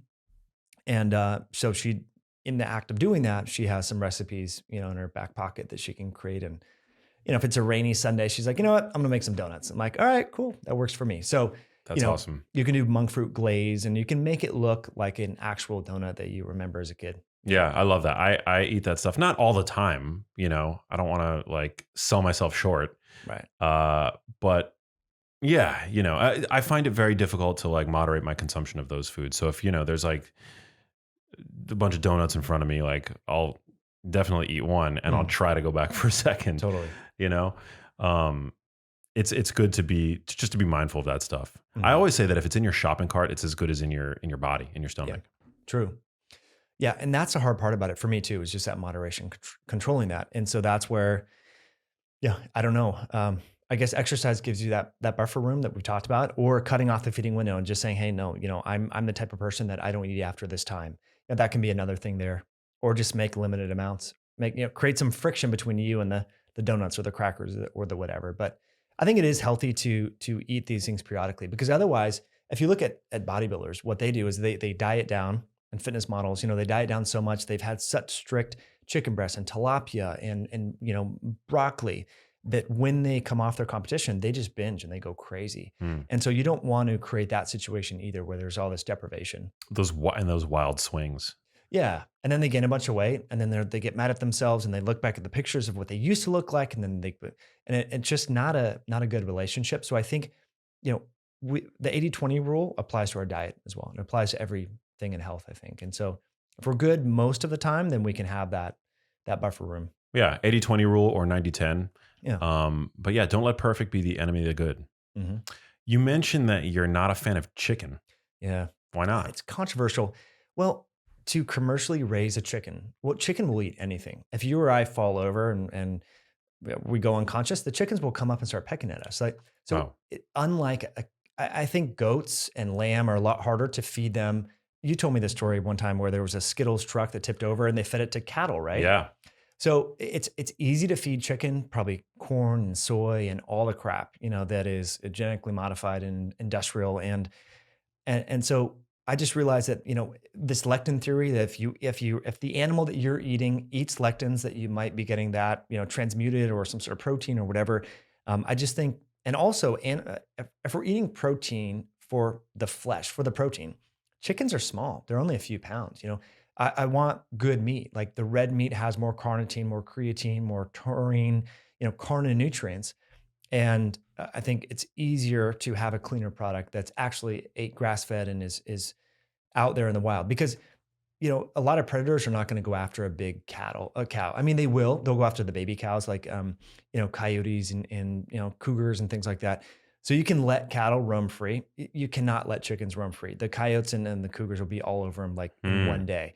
I've experienced, and they're brutal. The coyotes I've shot bobcats and all this stuff in our backyard, because they just love to go after these chickens, because they're not the smartest tools in the shed, and they actually get scared and they freeze, and then the animals just rip their heads off and eat them. Like they're brutal, man. Wow. And they go after the rooster first. It's crazy, because the rooster's making the noise, and they know the noise will attract the humans, will help. So yeah, these raccoons came in and just ripped the heads off the roosters, and then just went to town on all the hens. And oh man, I was able to get back out there and help control the damage. Anyway, so I just think it's easier to get a cleaner flesh if you're having ruminants that are out free ranging, in terms of the meat that you're eating. Because the concern is that chickens are harboring what, like toxins or? Well, the food that they're eating, they're not as... Well, if they're pastured chickens, they're eating like the chickens that you're raising, they're eating bugs and... A little bit, but to get that fat, to be able to make the meat, they're eating a lot of grain. They are? They really are. And yeah, they're eating some bugs, but again, to control chickens and keep them safe, they need to have small environments. I mean, I know there's some outfits, maybe, in Texas, I've seen some videos where these chickens have a lot of ability to go out and move around and stuff. But I think that's the minority of the chicken that you're actually buying from the grocery store. Yeah. So. I mean, red meat is obviously a lot more nutrient dense. But I mean, chicken breast is still an amazing source of protein, a pristine source of, essential amino acids. leucine. And there are, I mean, dark meat chicken. Right. Would you say dark meat chicken is a better choice, or? I think so. I mean, if people can get it from the farmer and they know that it's actually pasture raised, I think that would be that's totally cool with me. But it is, yeah. There's just some industry stuff too that I don't really want to get into that are not so favorable. Wow. Most of the chickens that you buy at the store are raised on concrete in a shelter. They are fed, there's feeders in there, and they're stepping all of each other over their own crap, and they're treated terribly too. And that's part of it too, is it's easy to mistreat a chicken. Yeah, they kick them, they throw them around. They don't want to go into the cages and stuff where they ultimately get processed. So if you're getting it from a farmer who's actually doing it themselves, that's one thing. But most of the chicken that we're buying, that's not happening. So that's the other part of it as well. I think the process of pre-slaughter stress, I mean, it sounds a little woo-woo, but I feel like if an animal has been mistreated and they're unhappy, I don't know. I mean, it's not too out of the realm of possibility to think that maybe some genes are turned on or turned off and we're getting some messenger RNA. And it could maybe influence our constitution in some way. I don't have any evidence there to show that, but pre-slaughter stress is well known in the agriculture research. And there's a lot more, I would imagine, pre-slaughter stress in chickens compared to cattle, right? Or lamb, where they're shot and their throat is slit and then they bleed out, right? It's an easier process. And that's also why I don't eat commercial pig either, because pigs they're pretty smart. They're like a 4-year-old child, and they know what's going on when they go to get slaughtered, and they're kicked and prodded and really mistreated. So, and we had backyard pigs, and for me to take them to get processed, I had someone else do it for me. It was like a 4-hour event. Like, we're putting feed everywhere. We're trying to get them. They know, so they're pretty smart. And so imagine doing that when you have 10,000 pigs or 5, whatever, right? Like, there's a lot of, sort of abuse, and it's, maybe that doesn't impact our health, but it's like, what, if I can choose to support a local lamb farmer or a beef cut, I'm going to do that as opposed to vote with my dollar and support commercial, pork like that. So that's just my perspective. It's not that everyone has to do that. No, I mean, I'm so glad that you brought that up. I've never thought about that, chicken in that way. So, and you're right. It probably is a lot easier to mistreat a chicken, a poor, defenseless chicken. Yeah, it's sad. They just want to fly away and move, and it's easier just to kick them and get off me, throw them in there. Yeah. Whereas it's harder, like a 300-pound hog. You can't just really kick them. You have to prod them or do these different things. And yeah, there's just some crazy videos out there. So it's just like, I don't want to. They're gassed oftentimes because the pigs are pretty smart and they're so low to the ground and hard to control. They just put them in gas chambers because they don't want to deal with it. It's easier just to gas them that way. So anyway, when we say these things, it's like, wow, when we're closer to our food, then we make better choices. Whereas I think a couple hundred years ago, you or I, we wanted to be healthy. We'd probably have a couple cows. The cow would have one bad day. It'd be a quick bullet. They'd be unconscious. It would bleed out. We would all be involved in the processing. Same with the chickens. You have 10, 15 chickens. You grow them, because the chickens that you grow for meat are different than the chickens you have for eggs, because they get so big so fast. In fact, and I have some friends that grow chickens just for their meat chickens, and they have separate chickens for eggs. They get so big that they're going to break their own legs. Like, wow. you have to process them. And that's where, when all this food chain supply issue happened with COVID and the plants were shut down, they had to just gas like millions of chickens, because once they get so big, they're going to break their own legs, and then they're going to spread disease and die and all that. So they literally had to gas them. Wow. Is it just a breed? Like, they're artificially selected for size? Fast. Yeah. They just get big, quick, compared to some of the chickens that I have are like, for eggs are like this big. They're teeny. They only lay once a week, right? So that's the other thing, is the commercial layers, they're laying every day, like the Rhode Island Reds. So you're only getting that one little egg. So that's why it's cool to buy from a farmer. You're getting green eggs and olive acres and your Morans. You're getting this variety, which I think is probably natural, right? Not just from one species. But yeah, the industry is interesting, because you have to automate it, right? You have to really, you can't lose a lot of time or efficiency and things like that. Yeah. I mean, are there any like chicken farms that you know of that you like, or it's a big question mark? I don't know. I mean, I don't go out and buy chicken. But I think if you could find someone on Craigslist, it sounds weird, but I've gotten a lot of like chicken eggs that are fertilized that I can, then put in the hatcher, and we hatch such baby chickens and all that sort of stuff. Wow. So Craigslist, as weird as it sounds, is a great source for just natural. If you want to buy a turkey for Thanksgiving, for example, now's a good time to reserve it from a local rancher that maybe has 15 or 20 turkeys in their backyard or their pasture.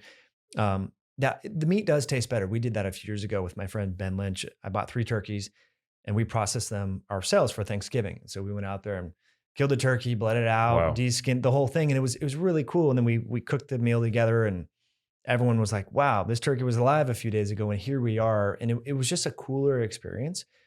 And I think honestly, that's lacking and that's part of the reason why some of us overeat, because we're so disconnected from our food, right? So like, wow, this meat, I could eat 3 pounds of it. Yeah, I don't know where it came from, or this potato, whatever. And so that's another missing facet. And I know not everyone is going to get interested in that, but just simply going to the farmer's market, going out to buy meat or eggs from a farmer. We even in New York and Manhattan, you can do that.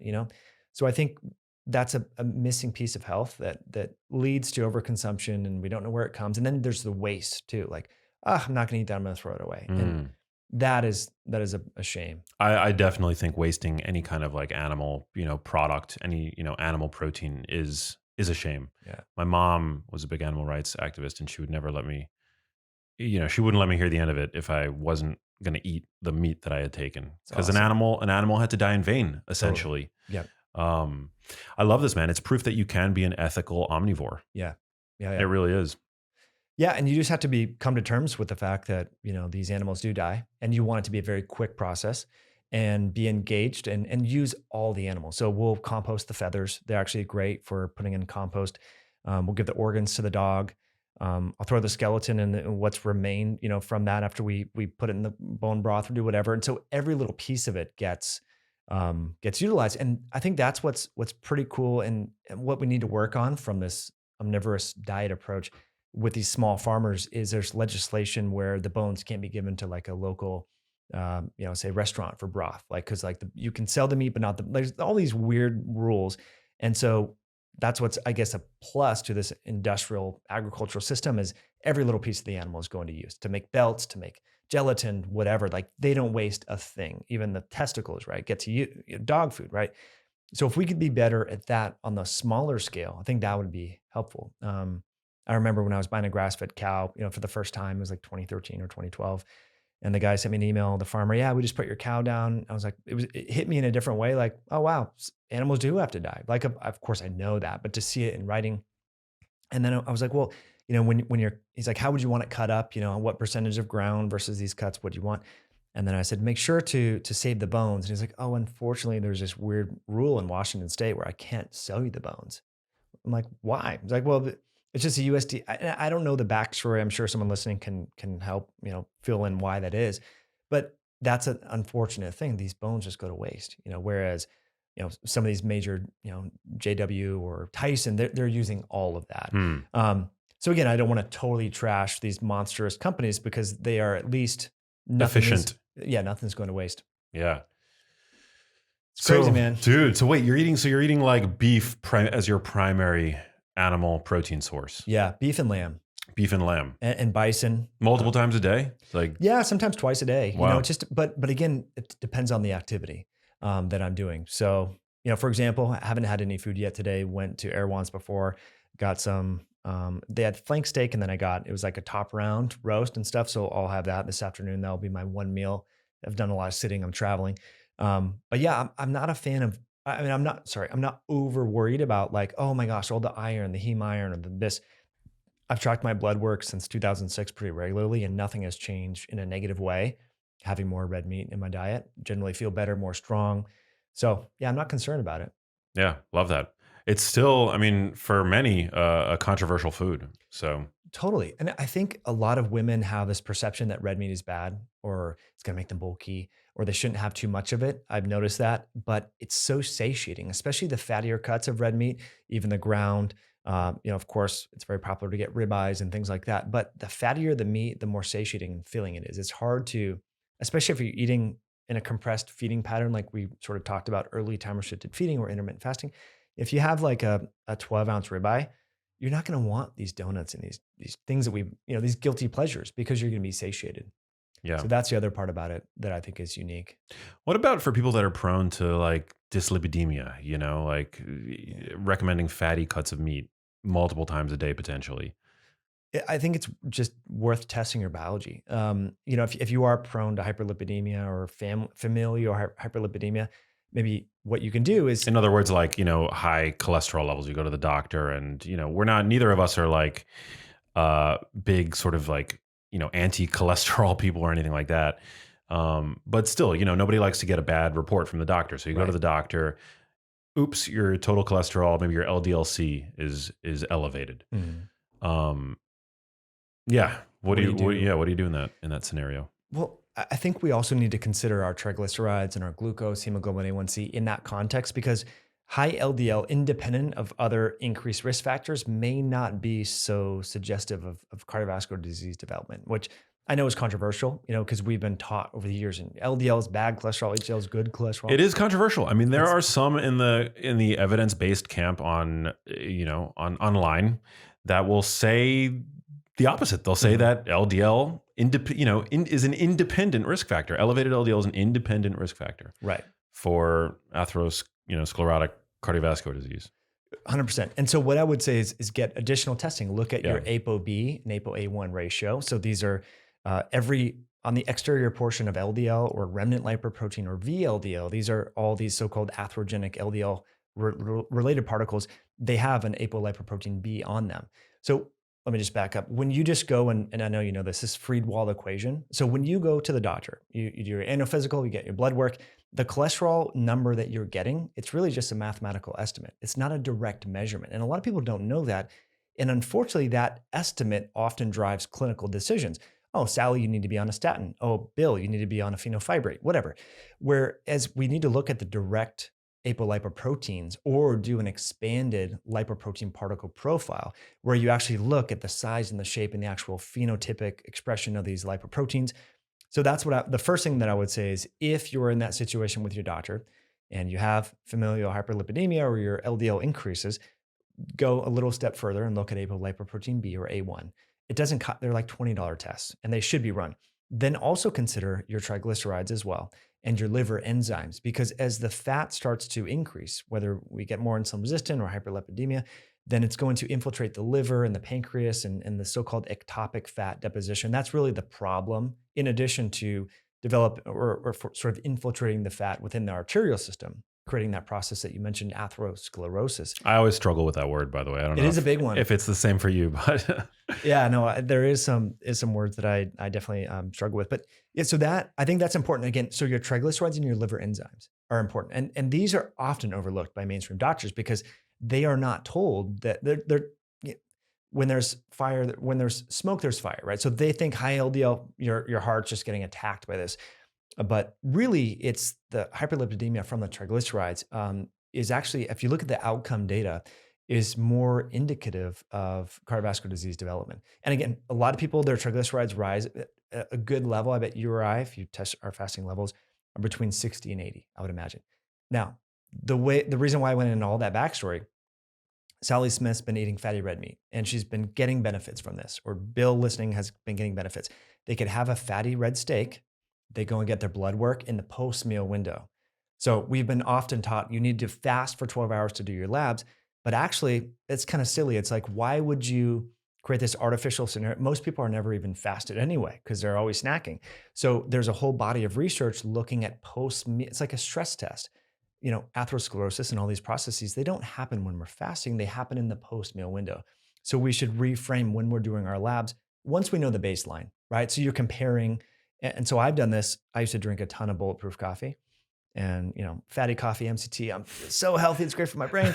So anyway, and there's nothing wrong with it, right? I love the taste, but anyway, so I know my fasting triglycerides are about 65, okay? Which is good. You really want them under 80, ideally. I went in after an hour and a half after my fatty coffee. Guess where my triglycerides went to? probably through the roof. It was like 215. Yeah. Which that's kind of the cut point. You a post-meal triglyceride level, you don't want it to, just like glucose, right? If we have a bunch of sugar in a glucose tolerance test, it's going to jump up. But that delta is, depends upon your sort of metabolic flexibility. And so that to me was like, dude, if I'm doing this every day, that big surge, probably not a good thing. So this is going to be like a dessert periodic sort of deal. So anyway, it's called a lipid load test. And so people can do this lipid load test to see. Interesting. Yeah. And they can prove me wrong, go into PubMed. I mean, there's all these expert consensus papers on this, the utility of this. And people are saying, hey, why are we doing fasting blood work? Like we should be, once we have a baseline for people, we should be looking at what happens in the post-meal window. And what fluctuates is glucose, insulin. We talked about leptin and also triglycerides. And so that's, I think, again, if you're arguing with your doctor about whether or not you need to go on a statin, ApoB, ApoA1 ratio, look at the actual particles of the cholesterol, and then do a lipid load test and see what is your triglycerides doing there. Yeah. So then why does, just to close the loop, why then does a fatty ribeye get a hall pass? Because the benefits outweigh the risks? Yeah. Because it's just such a nutrient dense piece of meat? It's great. It's not really liquid fat. Now that fat might liquefy at 98 point whatever degrees in our body, but the liquid fat from liquid butter and all of that gets assimilated into these micelles and chylomicrons and goes into hepatic circulation and will jack up. It's more like if we compare, say, white rice to glucose in terms of that's a carbohydrate. One needs a lot of time to process the rice, more time than the glucose. Whereas if we have, say, liquefied butter in large amounts, compared to say a bolus with protein and fat. Yeah, you need bile and all that. Liquid's gonna go right through you. And it turns out that bolus, like we talked about last time with endotoxin, this gram-negative bacterial appendage, it likes to get into those bolus fats, and so the milkshakes, the French fries, the liquid fats, and get into circulation where it sort of hits the gas pedal in inflammatory pathways. So it sort of hijacks in like a Trojan horse, this bacterial appendage that we all have in our gut. So anyway, again, I'm not trashing bulletproof coffee, but if we're doing this every single day and large amounts of butter, because if some is good, more is better, right? Just dump the whole thing in. And that's been the mentality. And some people don't lose weight. They can gain weight or have other issues. So yeah, I've been trying to find somebody to talk to. Maybe you have a recommendation. I want to go deeper into like this whole milk fat globule membrane. Are you familiar with that? No. It's super interesting. There's a differential effect that heavy cream has on lipids compared to butter. Wow. And they're both made from the same thing. Butter's made from cream. Butter is just churned cream, right? But what happens when you churn butter is you basically dissolve this phospholipid membrane that encapsulates dairy fat that's present in cream, cheese, whole milk, certainly, breast milk, of course. But you lose that when you create butter. And it's thought that milk fat globule membrane prevents some of the, basically prevents the pro-atherosclerotic effects of dairy fat. Wow. Essentially. It's super interesting. That's amazing. There's like this growing body of literature now looking at like this milk fat globule membrane and its potential health benefits. And I think it could potentially explain why we see so consistently in the observational literature that full fat dairy is associated with better cardiometabolic health outcomes. Which is, again, awesome. Interesting, right? Because it's like saturated fat typically in observational research is not associated with good health. So that's amazing. And this sort of dovetails back to what we talked about last time with calories in, calories out. So I'm sure you could take an identical amount of isocaloric amounts of butter versus this, heavy cream that hasn't been pasteurized. They're going to have a totally different metabolic response in our body, right? And maybe cardiovascular links.